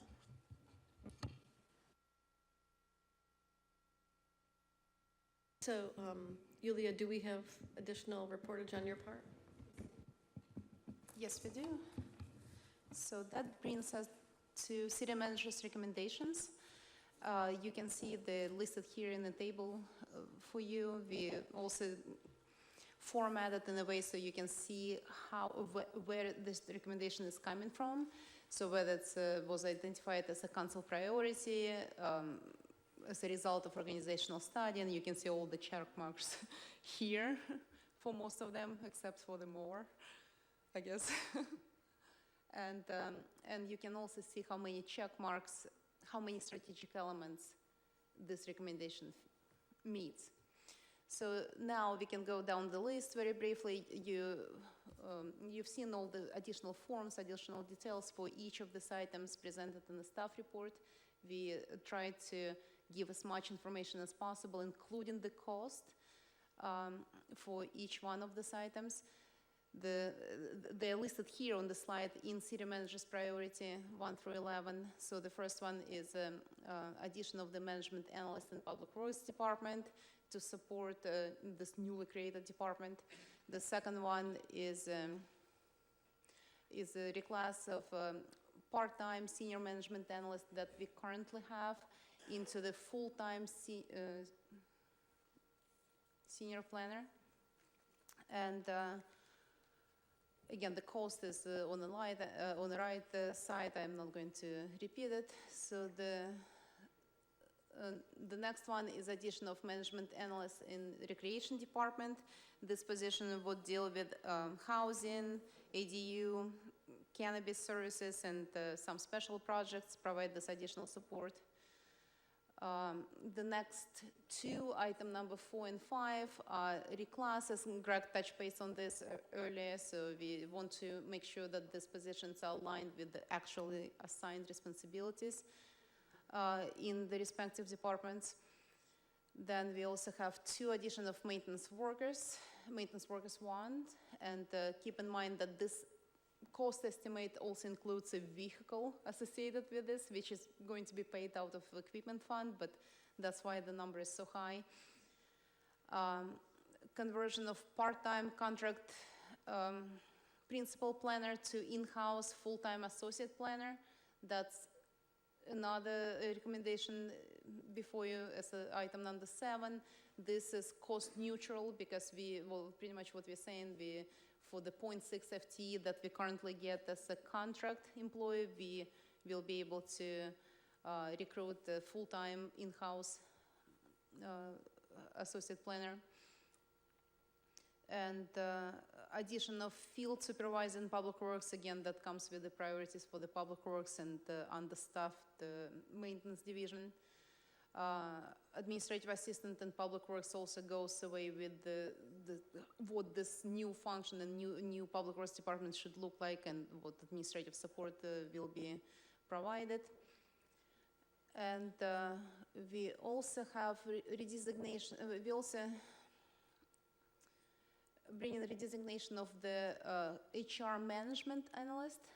This position is currently split between 2 functions, IT and HR, and what we want to achieve by doing this, we want to allocate the full FTE to HR to support this growing organization, and well, even at this current level, it's really clearly understaffed to have 0.5 FTE allocated to HR.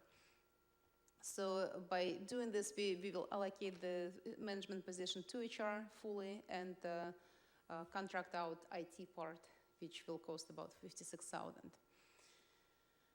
And finally, replacement of the mower, so which is a larger mower from my understanding. So we bought a small mower a year ago. So that's a need identified by the Public Works Superintendent, and he can speak to this if needed. So all of these recommendations are costed at $895,000, but I want to point out that maximum general fund contribution will be no more than $740,000. In fact, it's going to be much less than that. We just didn't want to go through the whole workload of calculating how we could slice and dice these recommendations before we get your feedback. But once you provide us with direction, we'll bring it back to you with. I felt like it was fair to tell you that the maximum cap will be $740,000 on general fund. And also I wanted to point out that $140,000 of this is a one-time equipment-related cost, and that will be funded by equipment fund.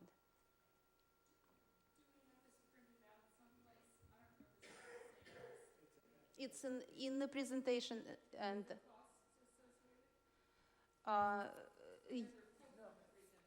well, all of these recommendations also listed in the staff report on page, I don't have a pages here, but it's, thank you.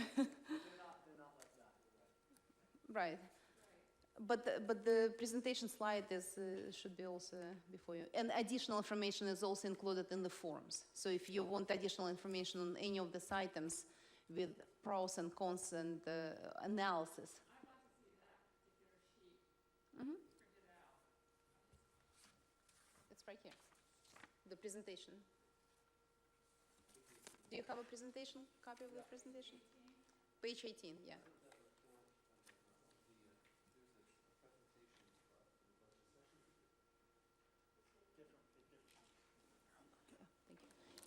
We have a copy right here, so Greg is going to get it.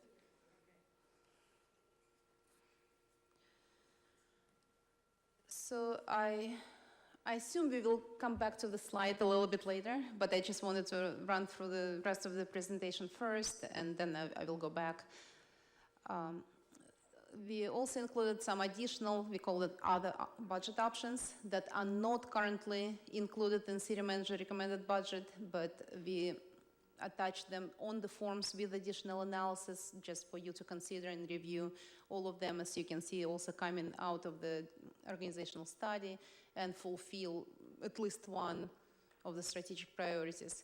And these recommendations include addition of the Recreation and Community Services Director, addition of Administrative Assistant and Recreation Department, and addition of another maintenance worker.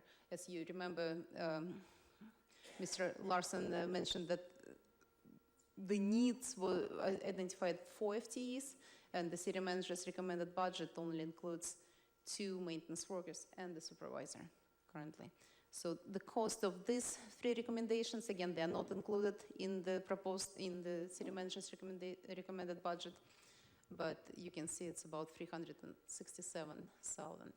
And this is attachment number 4, so the last attachment of your staff report, where you can find additional information. So this slide pretty much opens a discussion, and just to finish the presentation, I just want to reiterate again that once we receive your feedback, we will bring the proposed budget, the actual budget documents for your review on June 6th. We will rebalance the budget based on your direction and bring you additional information then. And with that, I can go back to city manager recommended budget, and I assume that will open the discussion. At the beginning of the meeting, you mentioned that staff is seeking direction on service level changes. So by that, you're essentially meaning staffing changes. Is that correct? It includes staffing. It could be some additional service change. Let's say if the city decided to provide additional function, like we were talking about recreation, that's definitely service level change. If we never provided a certain service, but now we are moving towards this direction, we would ask you to approve this. So, but the attention so far has been on recommended staffing changes. And partial staffing also presented to you as position control, so it's your recommendation. City manager cannot add staffing without council approval as well. So I just want to summarize. So the recommended action tonight is to accept the recommended budget and provide additional policy direction for preparation of the draft budget, for the next meeting. So in aid of that, the city manager did pass out 2 organizational charts showing current and the draft with proposed changes. I think I would like to take the pulse of the council right now about where you're at in terms of digesting the information and how you would like to proceed in our discussion this evening, and then going forward to final adoption of the budget. Councilmember Kowalczyk. Where I'm at is, this is a lot. I want to understand it and take no action on it today, so I can accept the report, and then I need to step away and think through it, about how I need to process it. I need to process an $80,000 lawnmower, in addition to the other things here, and the staffing recommendations, and this chart and the implications for the city. It's a pretty big change suggested, but I don't work in City Hall every day, and so we have data to support the recommendations. So I need to think through all these implications because it's a big policy decision. I certainly don't want to take action today. I just want to, today, my desire would be just to understand it and then think about it. Vice Mayor Penrose. Yeah, I would like also to include in that another study session where the council could sit and discuss the options that we have. I think what you've done has been amazing. I'm just overwhelmed and I am literally overwhelmed. There's just too much to absorb right now. Maybe it's because it's 9:40, but I have a lot of thinking that I have to do, like Council Member Kowalczyk, and I'm thinking maybe if we had a chance to sit and talk again about some of these issues when I'm not so tired. Councilmember Eisen? Yeah, thanks for preparing all this. So I'm with both of you 100% on that process, so we can move forward with that from my perspective. But I have many questions about the budget, and then also many questions about the staffing. So I'd like to, I don't know what the right venue is. That was kind of my question, how to get all that stuff taken care of, because I mean, it's going to take a little while for just my questions alone. Member Rarbach. My understanding is what staff is looking for is general suggestions so that they can come back June 6th with more firmed up numbers. I have two inputs that I'd like to mention now. They're not very lengthy. I believe that on the base budget, the assumption of a 3% increase for professional services is unrealistic. I think that we're going to have significant legal expenses coming up, and I don't know whether you want to put, I can't give you a number, but I'm pretty sure it's going to be significant, and we probably want to start budgeting for that now. That's one suggestion. The other thing is, as I've said before, I am strongly in favor of the suggestion that the city manager did in the optional staffing to have a director of a new department, recreation and community services, and have an assistant. I understand that's expensive, but I believe it's really important, and I would heartily urge the council to go along with funding that. Councilmember Eisen. So I looked at that as well, Harvey, and I am not sure if we need to spend $180,000 on that position, which is what's currently allocated. I think we could reclassify it as a lower level position and hire somebody still to be able to do the same exact function of the job. And just so there's a bunch of questions I have about all that type of stuff, but I'm totally with you. I think a robust recreation department is absolutely needed, and I'm willing to go along with it if that's what we decide to do as a council, but it's a lot of money. Madam Mayor, if I may, just talking a little bit about next steps. So first of all, this document was intended there was a question about reporting, what the reporting structure would be. So that's what this is intended to be, to show the difference between current and proposed in terms of presuming the council accepted the city manager recommended budget. So that's what that is in terms of the organizational reporting requirement, the organizational reporting. In terms of next steps and where we are in process, the next step for us is to build the document, the actual proposed budget. If we don't get any input from you today, there's nothing for us to build. Well, it's not so fine. Well, so again, it's a timeline issue. The new fiscal year starts in about 30 days. So we're wanting to bring in back the second study session in June 6th so that we have the proposed document, so you know what the math looks like once it's all factored in, once we know what it is the council would like. And then the 20th, you have to then adopt the budget itself, the actual resolution of. So I hear that there's some, you're not there yet, and I'm not trying to push that because I understand that. But if there's some consensus around some level of services, some level of positions, then we can start to bake those into the document. Otherwise, we're doing this again, which is okay, but I'm not sure we're going to be able to meet the timeline because Yulia's not going to be able to. set a sign. Yulia's not going to be able to factor, and her staff are not going to be able to factor the dollars in terms of bringing a proposed budget, a document that you can then look at and then bring back the final based on any additional input. So one thing we might be able to just take off the table is the capital improvements budget, since it reflects a lot of discussion we've had to date this year in establishing priorities. It seems to me that that's sort of a separate deal that we've already worked through. So we could say, go forward as the capital budget has been. You do? Okay.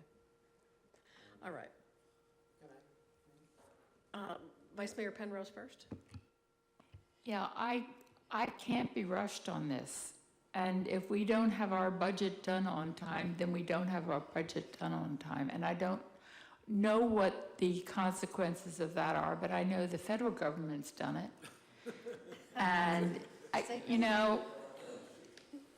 I'm totally willing to come in and spend hours here between now and our next council meeting discussing this. I want to discuss it, and quickly is great. So if I can get consensus from other council members on meeting an additional study session, I'd be happy. Councilmember Eisen? I'm in total agreement, by the way, on that. So I would propose, and I don't know how it works, an emergency meeting, if we can do it, to be able to get together and discuss this, get the information back to you. But I think that's the way to go. So to summarize, I'm hearing a majority on the council wishing to have an additional work session. I can support that as well. I want to make it clear, though, that it's going to be very important for council members to actually spend some time with this before the next workshop. Ask questions of staff in the meantime, try to get as many questions answered before that next workshop. So by the time that we come together, things are starting to gel. And that with some additional questions and additional information, we might be able to distill an approach forward. So it's going to require extra work. We're not going to come back here and it's like we're starting over again, right? We're going to start working tonight right through until the next workshop and be ready to work. I think it would be great, though, tonight if we could release the capital budget. Maybe if you had a question answered, or do you feel strongly that you want to see that back at the workshop as well? I don't need to see it back at the workshop. I've got a couple items to discuss. I also have a couple questions about this I can preface. What were the recommended number of new FTEs versus the number of city manager recommended FTEs? FTEs recommended from the study versus the city manager recommended. Is it one and the same? Oh, no. The study recommended more. We identified staffing needs based on the employee survey and the peer review. The managers recommended fewer needs than we identified. Recommended fewer positions than the needs we identified. Got it. And is this cost offset at all by, does this hiring offset any current contract costs? Are you asking that question? That's a very smart question, Adam. Well, these items are presented to you as city manager's recommendation. We didn't, you have some offsetting cost on the forms, what assumptions we built in, but we didn't do the deep analysis of the offsetting cost of the contractual stuff and the overall impact on the city operations, because we didn't want to do it on 11 items. We wanted to get your feedback to bring it back to you and tell you what it will So my point. So how many FTEs is this? 6.5. This is okay. So 6 FTEs, 6.5 FTEs. I guess the question is, does that? You don't have to answer tonight, but is the hiring of 6.5 FTEs? Does that offset? Is that offset by any existing contract positions that might go away as a result of this? Yes. Pardon. Sorry. Yeah, one example is right straightforward in the middle of this chart. You can see it's $0 value. So that's a conversion of part-time contract planner to in-house full-time planner. So we getting full-time body for the cost of part-time. Okay, that's not my question. My question is $740,000 net. Is that offset by the reduction of other contract staff that are currently we have? So this is a net incremental $750,000 annually, the present value of which is massive. This is a massive amount of money. It's what is this? $1 million a year? $1 million a year. In perpetuity. So that's a massive amount of money. 15th of our revenue. Okay. Yeah, and I'll just say, as you do your analysis, please be prepared to let us know what you'd like. Look at your council priorities in terms of what it is you'd like to fund. So if the council priorities that you ask the staff to work on over the next year, if you'd like us to do this, then the staff is required. Or you're saying, or you tell us, take something else off your plate. And so I think with the additional positions recommended by the city manager, we're up to about 43 full-time employees. And I believe at the height of our scale, forget when it was 44, I think. But I think that included in-house police department. So it might be good just having that historical information. And I think we need to keep in mind that a recession is coming. It's already been in the news that job growth is slowing down, home sales are slowing down, property values are stabilizing.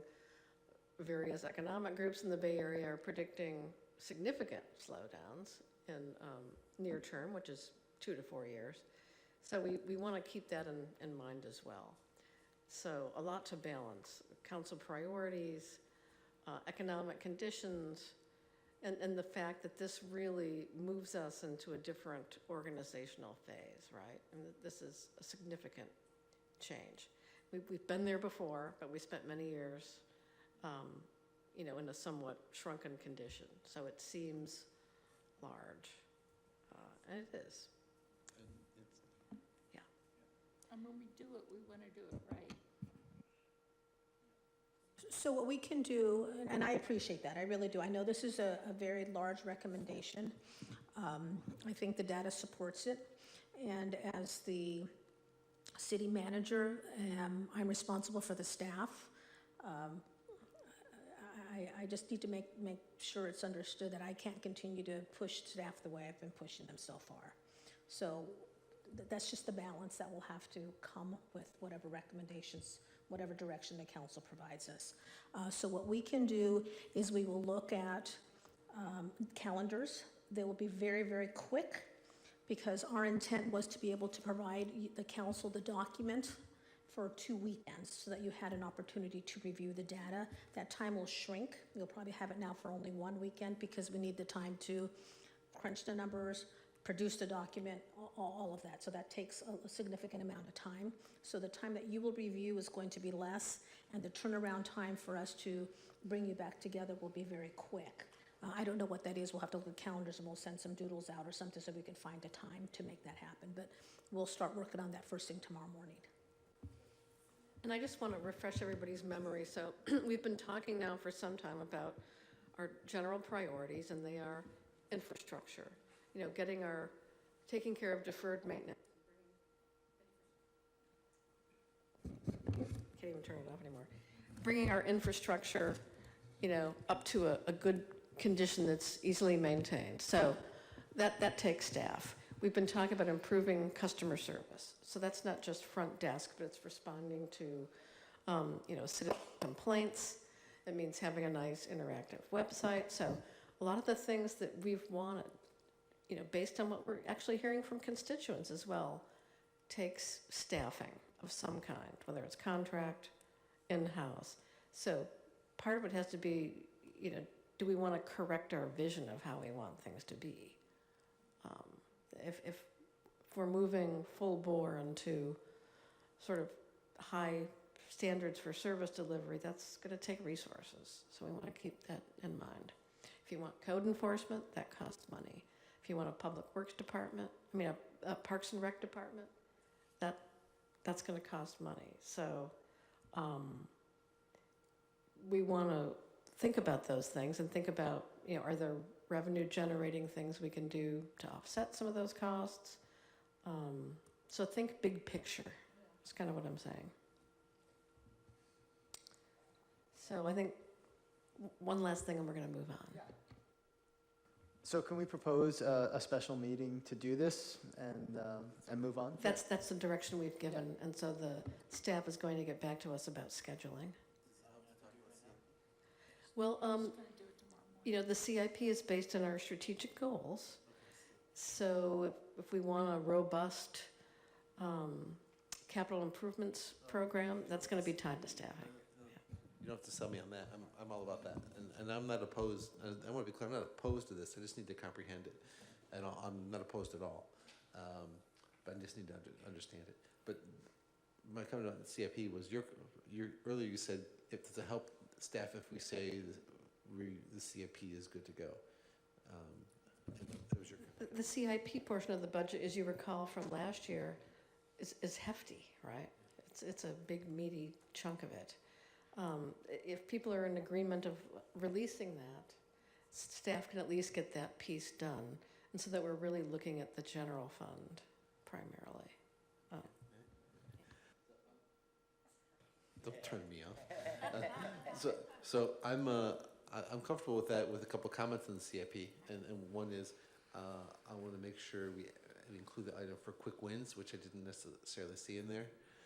Because I think we need to do things for our community that are visible and present, and something we agree on. If we don't have to agree on what it is, but we should agree on a budget item for that. So put a line item for 100K or 50K for quick wins, and then the council can decide what those are, something we all agree on. And then I also, this isn't a CIP item, but I want a budget item. I want something for staff. I think last year before, we gave staff jackets with city logos. I think it'd be appropriate to have a premium. I tried to do it several years ago and I was told I couldn't because we didn't budget for it. So I want to budget for it so we can have something we can show our appreciation to staff with. Those are my comments. And other than that, I am fully supportive of the CIP. Vice Mayor Penrose. Yeah, just one question. A nonprofit fund, a fund for nonprofits, and it's in the budget? It's in the base budget. It's in the base budget at 100,000. Okay, thank you. Okay, so I think staff has adequate direction. Yeah, I just want to make it clear that I am totally booked next Monday and Tuesday. Those days will not work. And Wednesday, I would not be back until 5 o'clock. So if I can just clarification on the CIP, are we bringing that back or that's done? And if so, maybe we can get a motion on that piece of it? Okay. And whether we're including the 50 or 100,000 for a quick win, or if you, I just want to know how to handle that. So we need a motion and a second to... I move to approve the CIP with the addition of a quick wins budget line item for 100K to be determined by city council priority. I second. I'm in. Any further discussion? Yeah, I think 100K is a lot. I'd rather spend 100K on another FTE. I mean, I think 50K is plenty. I amend my motion to 50K. Thank you. I second it. Any further discussion? All in favor say aye. Aye. Aye. Any opposed? Motion carries unanimously. Okay. Yeah. So, where are we here? We're ready for item 3B, elimination of Recreation Committee.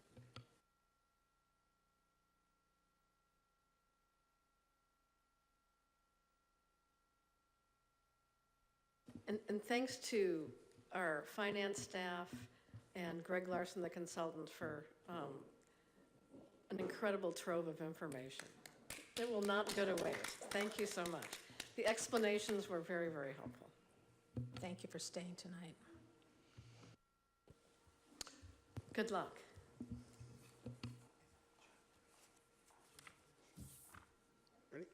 Honorable Mayor and members of the council, what you have before you are some actions to create a recreation commission. There's 3 actions. First is to clean up prior actions and eliminate the Recreation Committee and its bylaws. The second is to pass a resolution to create the Parks and Recreation Commission and approve its bylaws. And then third is to appoint 5 members who have submitted willing to serve forms. Now, on the resolution to create the Recreation Commission, there's an amendment to the bylaws that you have before you. When I was doing the agenda for the next commission meeting, I noticed that there was they will be appointing a member to the Bike and Pedestrian Advisory Committee. And so I noticed that the bylaws did not include the section that is in the council's rules of procedures that talks about how someone represents themselves as either the commission or as an individual. So this is basically just changing council to commission, and it's taken straight from your bylaw, your rules of decorum. So I think we take these one at a time, and so I would recommend the passage of the first resolution to eliminate the Recreation Commission and bylaws. Do we have a motion and a second? So moved. Second. Aye. All in favor, say aye. Aye. Any opposed? Motion carries unanimously. The second resolution, as amended, is to create the Parks and Recreation Commission and approve its bylaws as amended. So moved. Second. All in favor, say aye. Aye. Any opposed? Motion carries unanimously. Okay, and the third action is then to appoint members, one for each of the council members. Okay, so I'm going to start with Council Member Rauerbach. Could you please make your nomination? I nominate Elaine Roddy. All in favor, say aye. Aye. Aye. Any opposed? Appointment carries. Councilmember Eisen. Nominate Amy Allhouse. All in favor, say aye. Aye. Any opposed? Appointment carries. Councilmember Kowalczyk. Nominate Steve Bassich.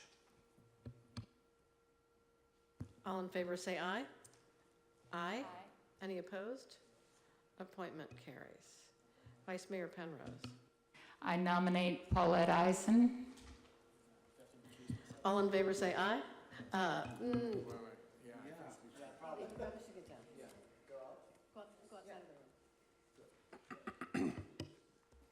Have the minutes note that Councilmember Eisen recused himself?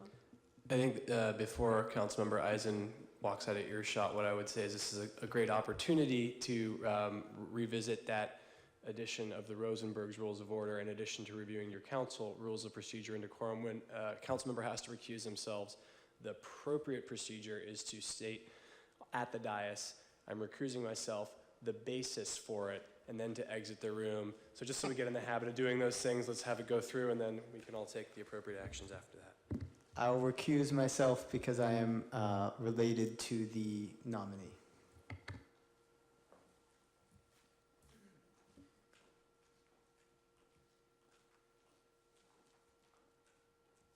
Councilmember Kowalczyk, you said you had a comment?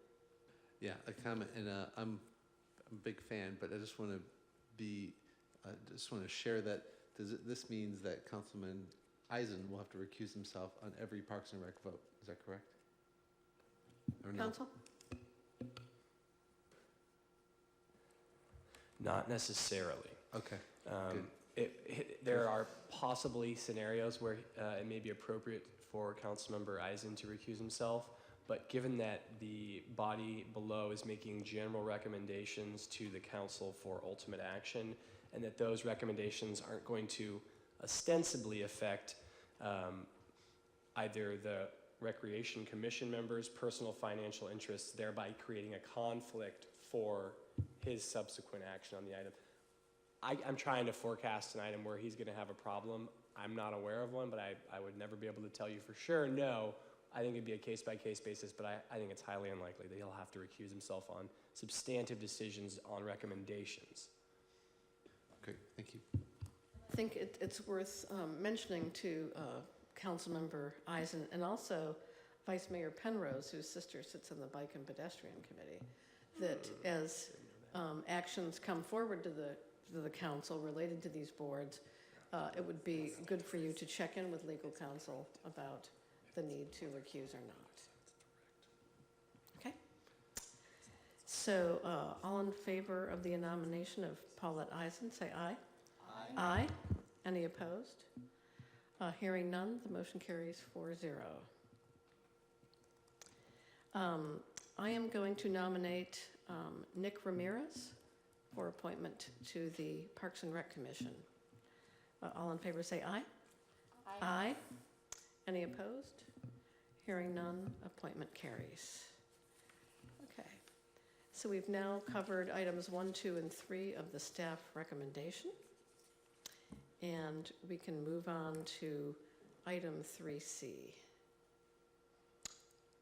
Yes, Honorable Mayor and members of the council, here's a informational report on the status of the recreation program. I think you can see in the report that there's a lot of work that has been done. We've included the budget in the base 17-18 budget. We're in the process of hiring a coordinator. The recreation leader recruitment is in process. We've updated forms and procedures and had those reviewed by the city attorney. We've included the fees in the master fee schedule that was discussed earlier tonight. We've identified classes and instructors for the summer programs and are working on the summer recreation guide.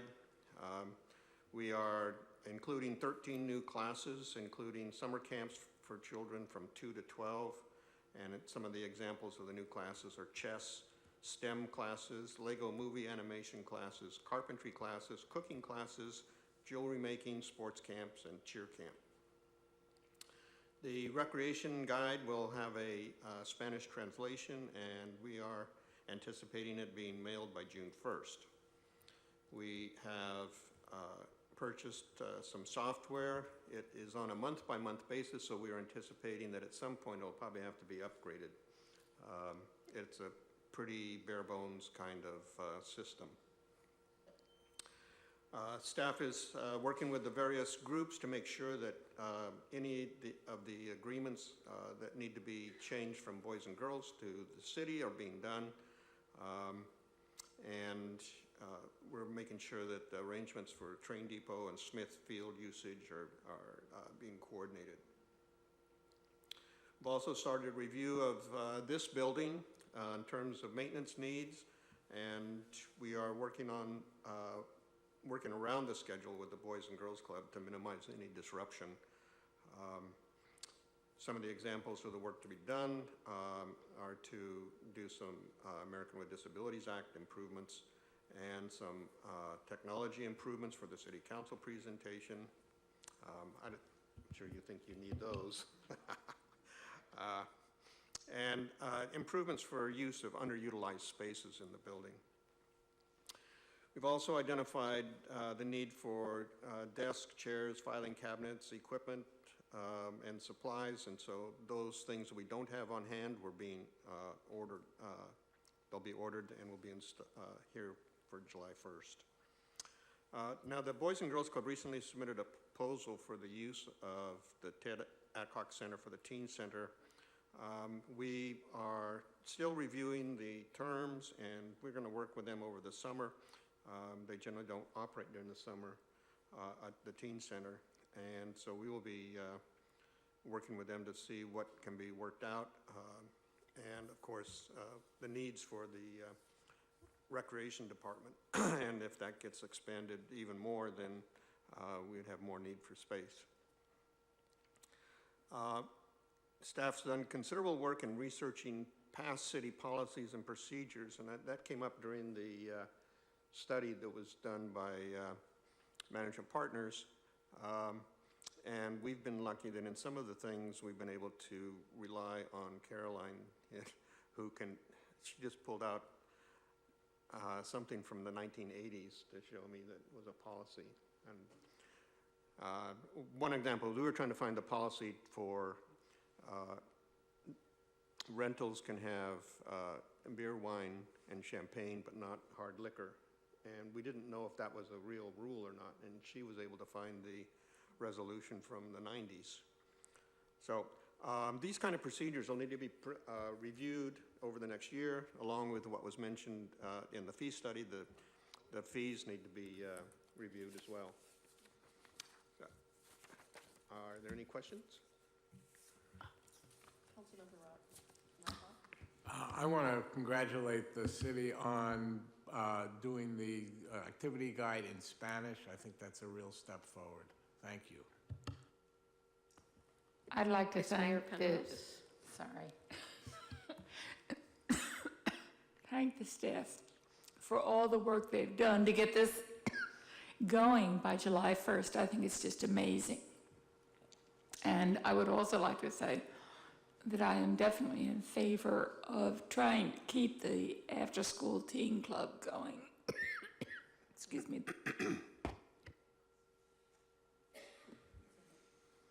Councilmember Eisen? And just for clarification, Dr. Penrose, are you suggesting the after-school program here in the building?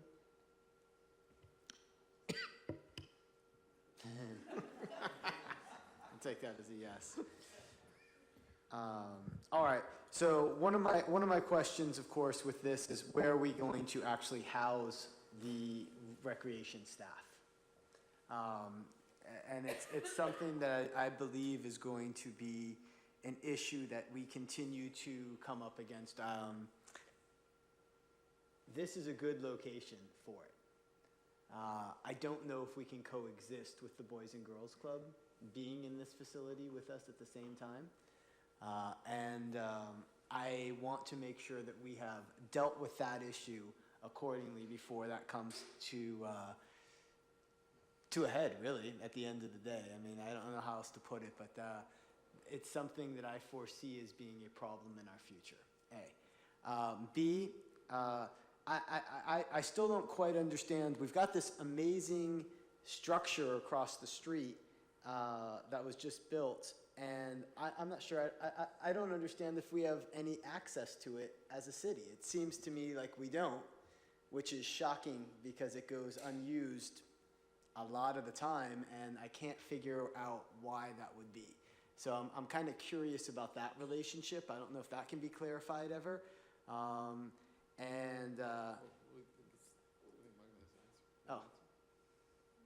Go ahead. I wanted, would you like to finish your question? So a couple of things. We are working with the Boys and Girls Club in terms of the teen center, but so there's no surprises. It's going to be difficult because part of the teen center is couches, furnitures, pool table, computer equipment that is not easily mobile. So that means they're basically needing to use that space full time. So that would either be using the fee schedule that we've talked about, renting that at 8 or 10 hours a day. Additionally, if they are here and we don't have other programming, we have to pay for staff to be here in order for them to be here. So they would be essentially like another class. So that's the only ability I have. Certainly we could bring something to the council that would be different than that. But with our estimates in terms of revenue, we were programming those spaces for classes. So that was going to bring in some revenue for us in terms of the estimates that we brought to the council in terms of revenues and expenditures. So that would be a different model. Certainly if the council would like to see that happen, we can look at that. In terms of the office space, we're hoping to use the space behind that glass door counter area there, and then there's another small office towards the back. But what we're hoping to do is work with the Boys and Girls Club to see if their teen center could be something different than what it is now. And I think they're also looking at a couple of other options that have just come forward recently. So we're trying to work that out. We're trying to make it happen, but it's not going to be an easy task. Oh, Yeah, and you asked me about the gym, I'm sorry. We don't have any access to that facility as we start to build the recreation division. We would work with the school district to see if we could have cooperative agreements for facility uses between the two jurisdictions, but we don't have that now. We tried that back in the 90s. It was very difficult and never was able to come to fruition. But I don't see why we wouldn't want to try to negotiate some, mutual aid agreement, if you will, for the use of limited facilities in a small community. So I'd like to see us do more of that. And we have 2 fine liaisons to the schools who can maybe help that happen. And I agree. I think we want to work with the Boys and Girls Club to find, a solution. Maybe it's not even here, but I think it's going to be incumbent on them to try to, or to be willing to maybe scale back what they're thinking for that space as well. So if we can accommodate them on a sort of a different program format, that would probably be useful, because we're actually forfeiting potential income and space that we need to grow our own program. So hopefully we can get some movement on their side as well as ours.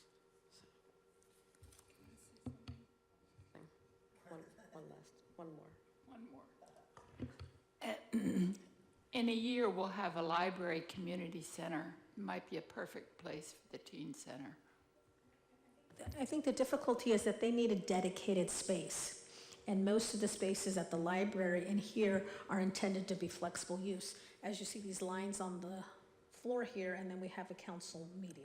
So the idea is to be able to have very flexible space, and the library's not gonna, I don't think that the library's gonna program dedicated space for a teen center, because then it no longer is usable for other folks. And the teen center generally goes Monday through Friday, 3 to 7, I believe, which means the rest of the hours is not being utilized by the community. Yeah, I get that, but I still think it's an important function that the Boys and Girls Club provides, and I think it's critical that we address teen issues and that we go out of our way to make sure that there is a place for them to do what they're doing right now, which is improving the lives of so many young people. And this is a good location. Yeah. So I do have one speaker on this item, Michelle Lutke. Thanks, board members. Boy, it's late, I'll keep this quick. I have just come to the Half Moon Bay community, and I'm a new member of the senior community. And with that, I was introduced to pickleball down in Southern California. Fell in love with it. It's huge there. Came here, went online. Wow, they have pickleball in Half Moon Bay. I was thrilled. So I understand that there's been 2 injuries. Mark bashed his head. He's very aggressive. Someone else fell.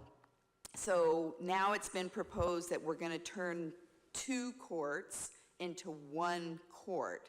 And I think for probably legal or, CYA, whatever it is.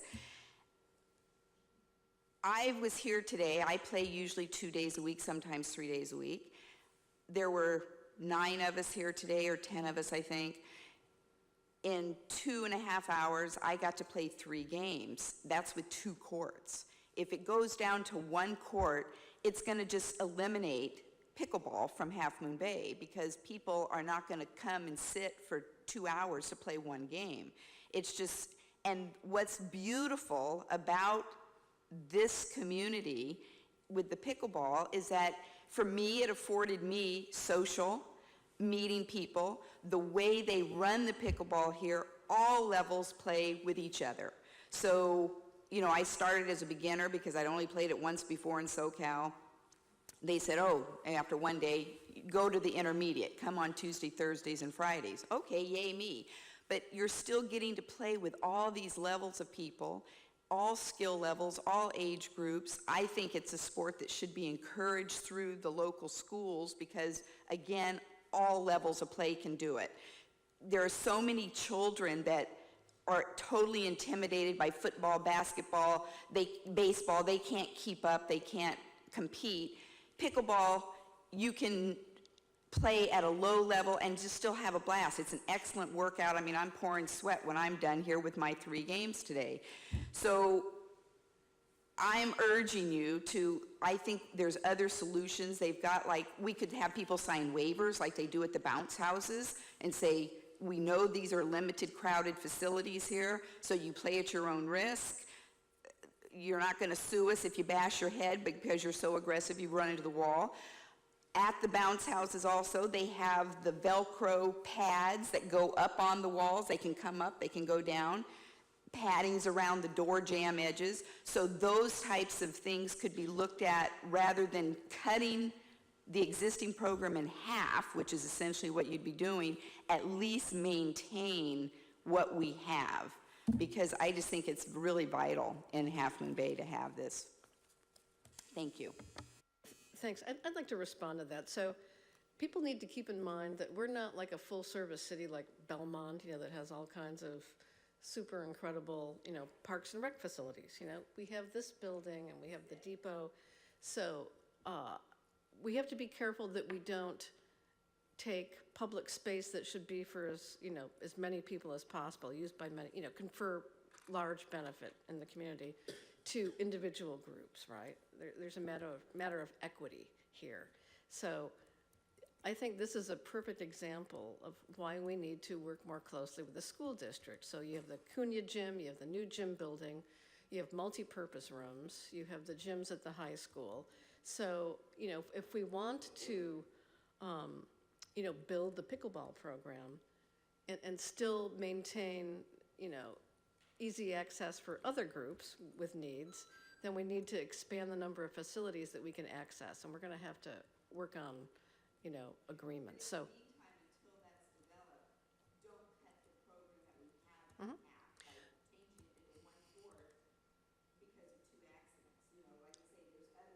Mm-hmm. Done to make it safer. So, or like I say, have waivers signed by people. There's other maybe options and solutions instead of cutting the program in half. Well, I certainly, can direct staff to look at some of those issues. Liability is kind of a difficult subject. Waivers, it sounds good, but it might not be. So we want staff to look closely at that. But we want the groups who use the facilities to work with the city also. So it's best if, rather than just coming in and say, do this, how about, can we work together to make our program work? So, yeah. Okay. Yeah. So we're not supposed to be engaging in dialogue here, really. But it helps me make my points about working with the school district and things. So I think, we're a small town. We have a very caring staff who wants to make things, work out, but it might not happen overnight. So, let's work together. Okay. Madam Mayor, just before we move on, if I may, Madam Mayor, I just really want to thank our staff. And I know you've already done that, but I just want to echo those comments. This is a humongous task to move this over. Its policies, it's key changing, it's the fees, it's the class schedule, it's making new contracts, it's every little detail, the software, making sure people are trained on the software. For us to learn these new rules, we don't have recreation staff on board yet we're trying to get those things done. So we've gone to recreation training and liability and all these good stuff where we learn some best practices, frankly, about the pickleball. So it's been a big task, and we're happy to do it. We think it's going to be a good opportunity for us and for the community, so we look forward to it. Thank you. Can we move on to the next item, do you think? Well, I'm going to approve this one, yeah. Oh, okay. Go for it. I would like to approve item 3C, accept the informational report and the status of the recreation program. I'll second. Aye. Aye. Any opposed? Motion carries unanimously.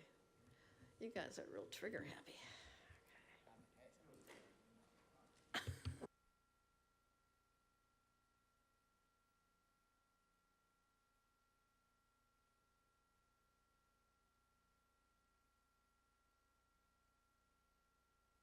Item 3D, the Coastal Trail Erosion Assessment Update.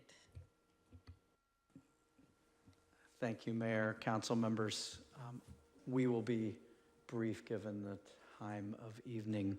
But this is an important issue and I think worthy of some time. I want to introduce Denise Hutton, who's beside me and who will answer all your questions, and I won't answer any of them, but I'll try to run through this as quickly as possible. What we are requesting is some direction that we have to some extent baked into the existing CIP, but we need clarity before we kind of finalize where we're going exactly with the money spending and the timing and all of those things. But this has pretty much been to some extent baked in concept, but we want to confirm before we finalize absolutely sort of that piece of the CIP. As you recall, we had Jason Drew from NCE come in and give a very sobering presentation on bluff retreat and the erosion issues related to non-coastal related erosion. And through that process, we talked about many things. Notably, we talked about a lot of the localized erosion. And the fact is that because of the issues and human use and activities occurred on the bluff and because of runoff, we're actually moving 2.5 times faster toward the ocean than we are actually back away from the ocean. And that's disconcerting on many fronts and problematic as we look at where do we place the trail in the future and how do we stop some of this from occurring. So again, this comes from series of things, but you've got concentrated urban runoff coming from basically the highways and the adjacent development, and then the coastal trail itself was designed in a unique way to convey water instead of shed it. And then you've got high runoff soils in the adjacent meadow. And then with unmanaged user access, we've compacted the soils and created areas where we have significant erosion. And staff, we took a great trip a couple weeks ago and walked all the way down from Venice down to Poplar, and we're looking at all of these issues and the various things. This is just to remind you that this was part of their proposal and part of their plan, and basically showing that eventually we're going to have to move the trail, and the real question will be ultimately is, do we want to manage or unmanage that soil erosion that's occurring and everything, and if we want to just not manage it and deal with it, the trail's going to have to be moved back significantly further than what we could do if we adopt a managed concept.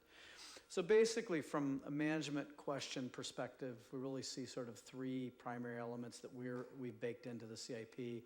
One is to look at erosion control and rehabilitation, looking at trying to take back those areas, fill the areas, repipe some of the areas, and what we're proposing is basically to look at the most acute and then work our way through 24 locations along that bluff, but to work on the most acute 5, 6, 7 of those to begin with, and then work our way. To look at doing bluff restoration, actually restore plants, and then to deal with managing access. Basically, if we restore, people will tromp over if we don't control that access by fence, by landscape, and to some extent, it may ultimately come down to some management by human being, whether docent, whether it's other means to deal with that, and things we need to look through. And then obviously out of this is a critical piece as we look at this and really to the future is, what does that trail look like? What should it be in terms of design, and what kind of uses and users should it be accommodating out there? And then sort of these 3 basic questions: should we realign the trail? When should we do that? Where should the trail ultimately go? And what should the trail look like? So those kind of compressed into those basic questions in terms of looking at the coastal trail aspects. So the big takeaway from this is that as we've gone through this, we've kind of come to a distinct conclusion, which is that there isn't a lot of there in there when we get to the Poplar Beach and the Poplar Beach parking lot, frankly. It's not a very attractive scene. We have as you look from down at Railroad, down the street, you see two large dumpsters as your main entry point to what we think is one of the most critical and important assets of the city. We have, this area is a bit uncontrolled, and there's really no signage, no direction, no indication that this is the coastal trail, you're here, and how long does it take to get back to downtown? Is that 2 miles, 10-minute walk? Is it an hour? Those types of information. What kind of environmental things are we looking at, and what could they focus on? And then, as Councilmember Eisen had raised a while back, there's really no trash receptacles and recycling there. And so there's a lot of issues going on. And then we have a wonderful parking lot with a lot of porta potties. So should we be looking at a permanent restroom, even if we don't have to put water and sewer to it, we can tank it and move those out.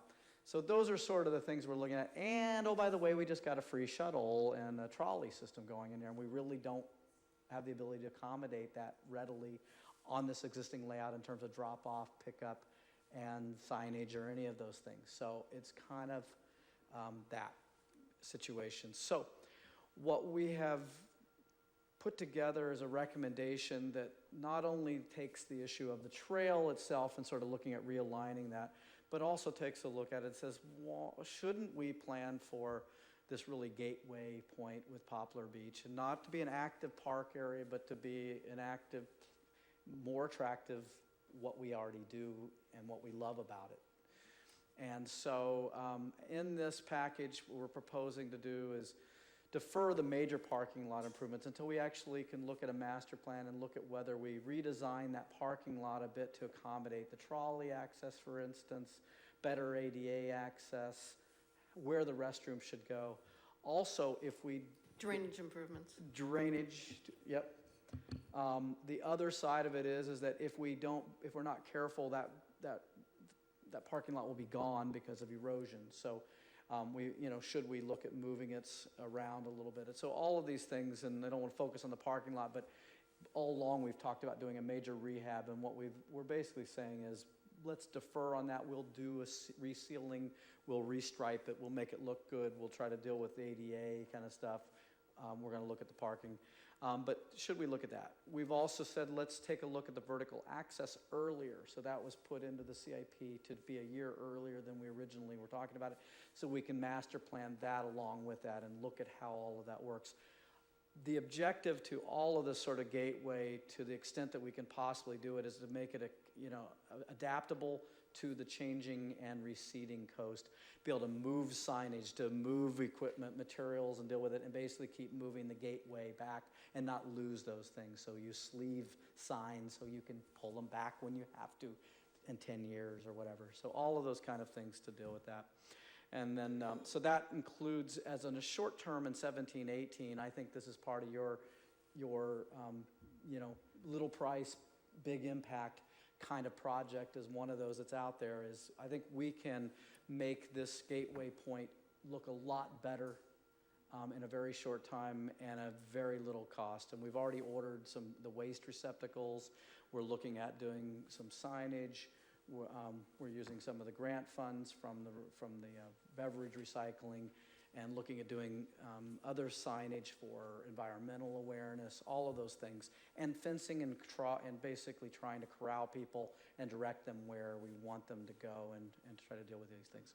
So, and again, looking at restroom facilities, looking at the trolley, looking at all of these things and ensuring things. One of the things we've looked at is, do you put in a dispenser for garbage bags for people to take down to the beach so they bring their stuff back up?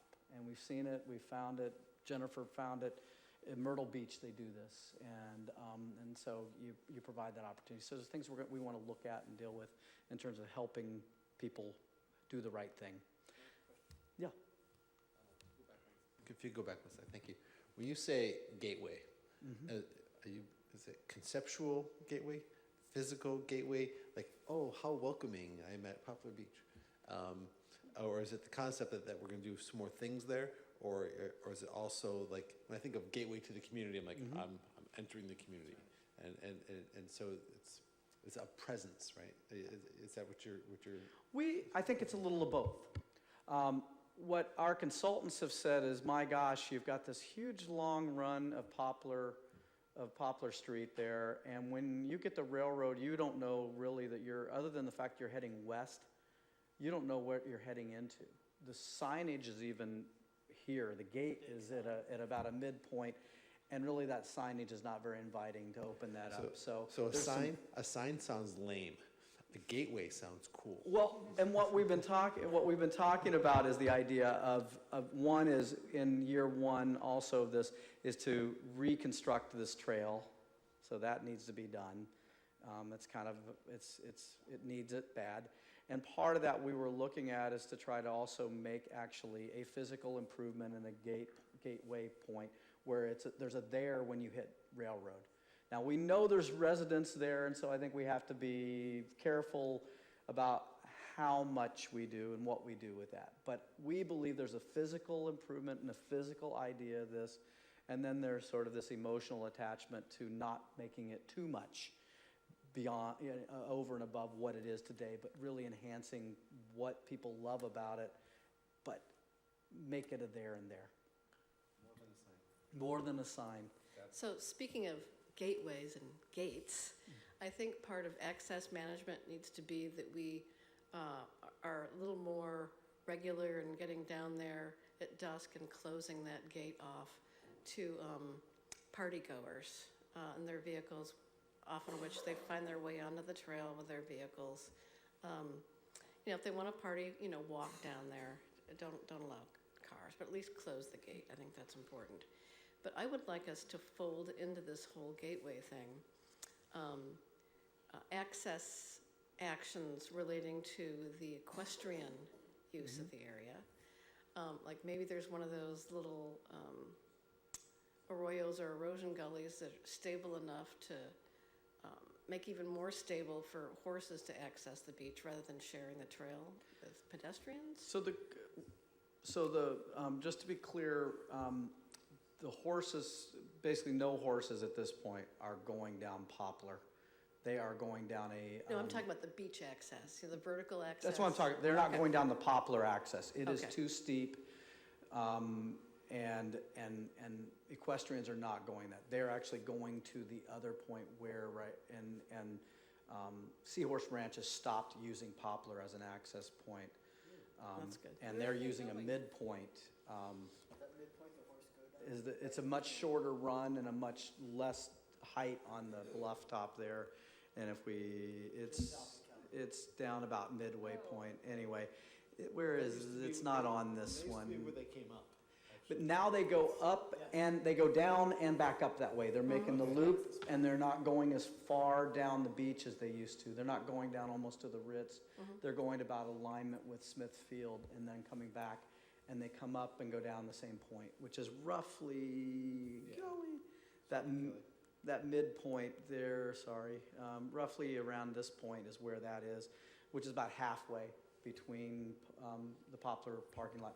Now there's the other side of this, which are the folks, the day use folks who bring the trailer in, and that's another issue. But we can sign, I think we can direct people, the day use folks in the interim period. And then as we look down the line, again, our thought process is as the BPAC, the Bike Pedestrian Advisory Committee, and the Ped Bike Master Plan becomes formed, we need to take a look and evaluate through that, what that trail should look like, and what users should it accommodate, and how do you separate those users. And I would throw that to runners usually like the decomposed granite.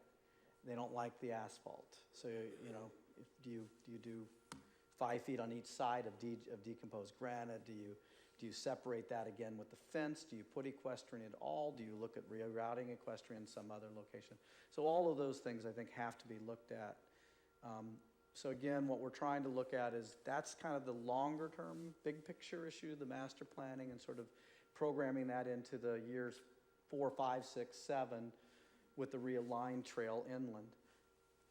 And in the interim, let's make it better with limited investment, but still make that look better, and make those kind of changes that'll be integrated into any master planning effort you do, so you're not wasting investment.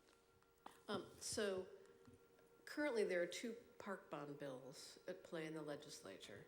I'm guessing they're not going anywhere, but there's a parallel citizens initiative process. So there almost, absolutely will be some sort of park bond by June 2018, initiative or a bill.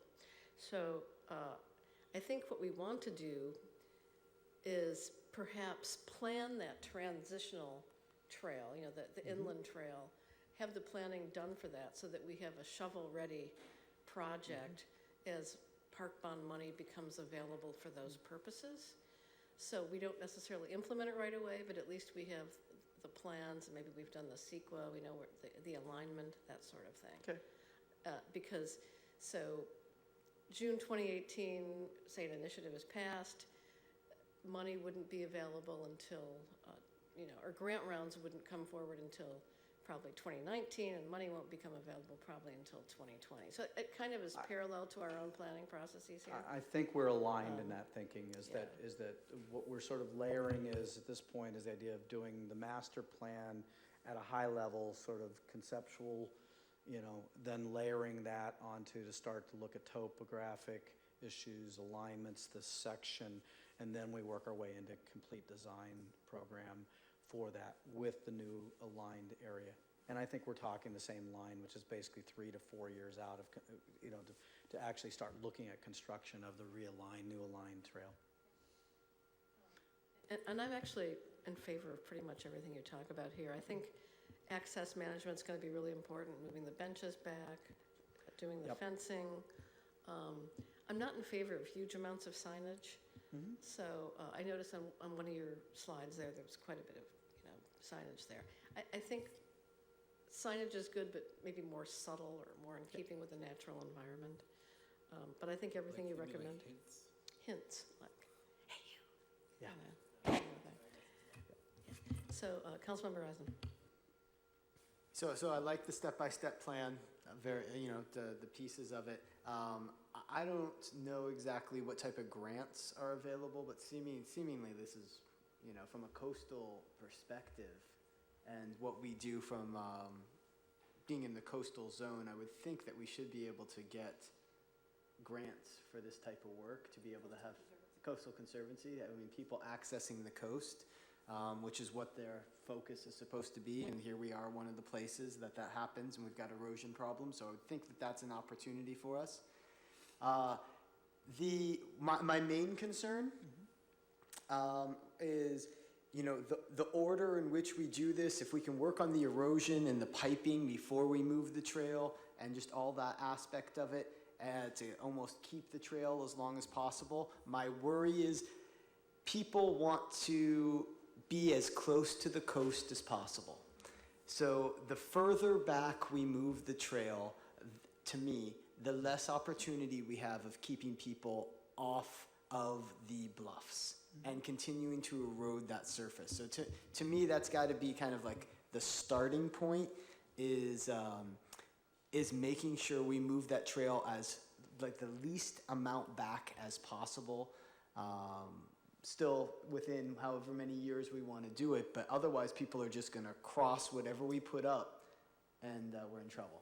So one of the ways this is being addressed in other parts of the state is moving trails inland, but then having little spur trails that go to viewpoints, right? So you can still, go out there and check out the ocean, and then, get back on the trail, so that you're minimizing the actual, horizontal access problem that's right near the cliff edge. We've kind of looked at this in part to, as we look at fencing, is not necessarily putting the parallel fencing to the trail is going to be the answer to everything. It may be actually more of the perpendicular trails where you realize that you can't move, and so it really forces you to think, I need to go down the path that's already there, the improved pathway. So we're trying to look at sort of how do you change patterns and everything, and part of that is actually not necessarily by keeping them off from a parallel, but from a perpendicular perspective. And again, what we were going to, I think, respond to is simply this. We are recommending that we try to retain the existing trail in position for at least 5 years. But we have to do the erosion repair and stabilization, that's critical, and some of the bluff restoration in order to achieve that, because we're going to lose those areas too quickly, and there's 5 or 6 locations that are significantly close to impacting the trail itself, and we have to fix those. Staff is requesting a motion to authorize them to proceed with the refinement of the Poplar Beach and Coastal Trail Gateway Improvement and Rehabilitation Capital Improvement Program, as specified in the staff report.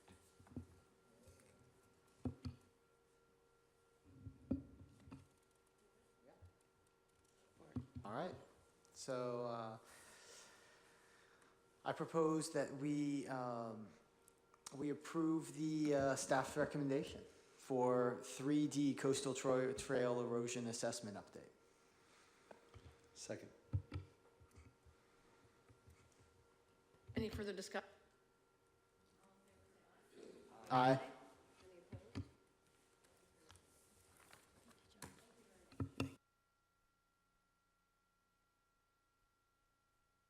Reports? Hearing none. Any future discussion of potential agenda items? Hearing none, is there a motion to adjourn?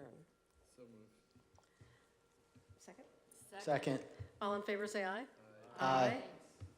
This meeting's over. Thank you. Good evening.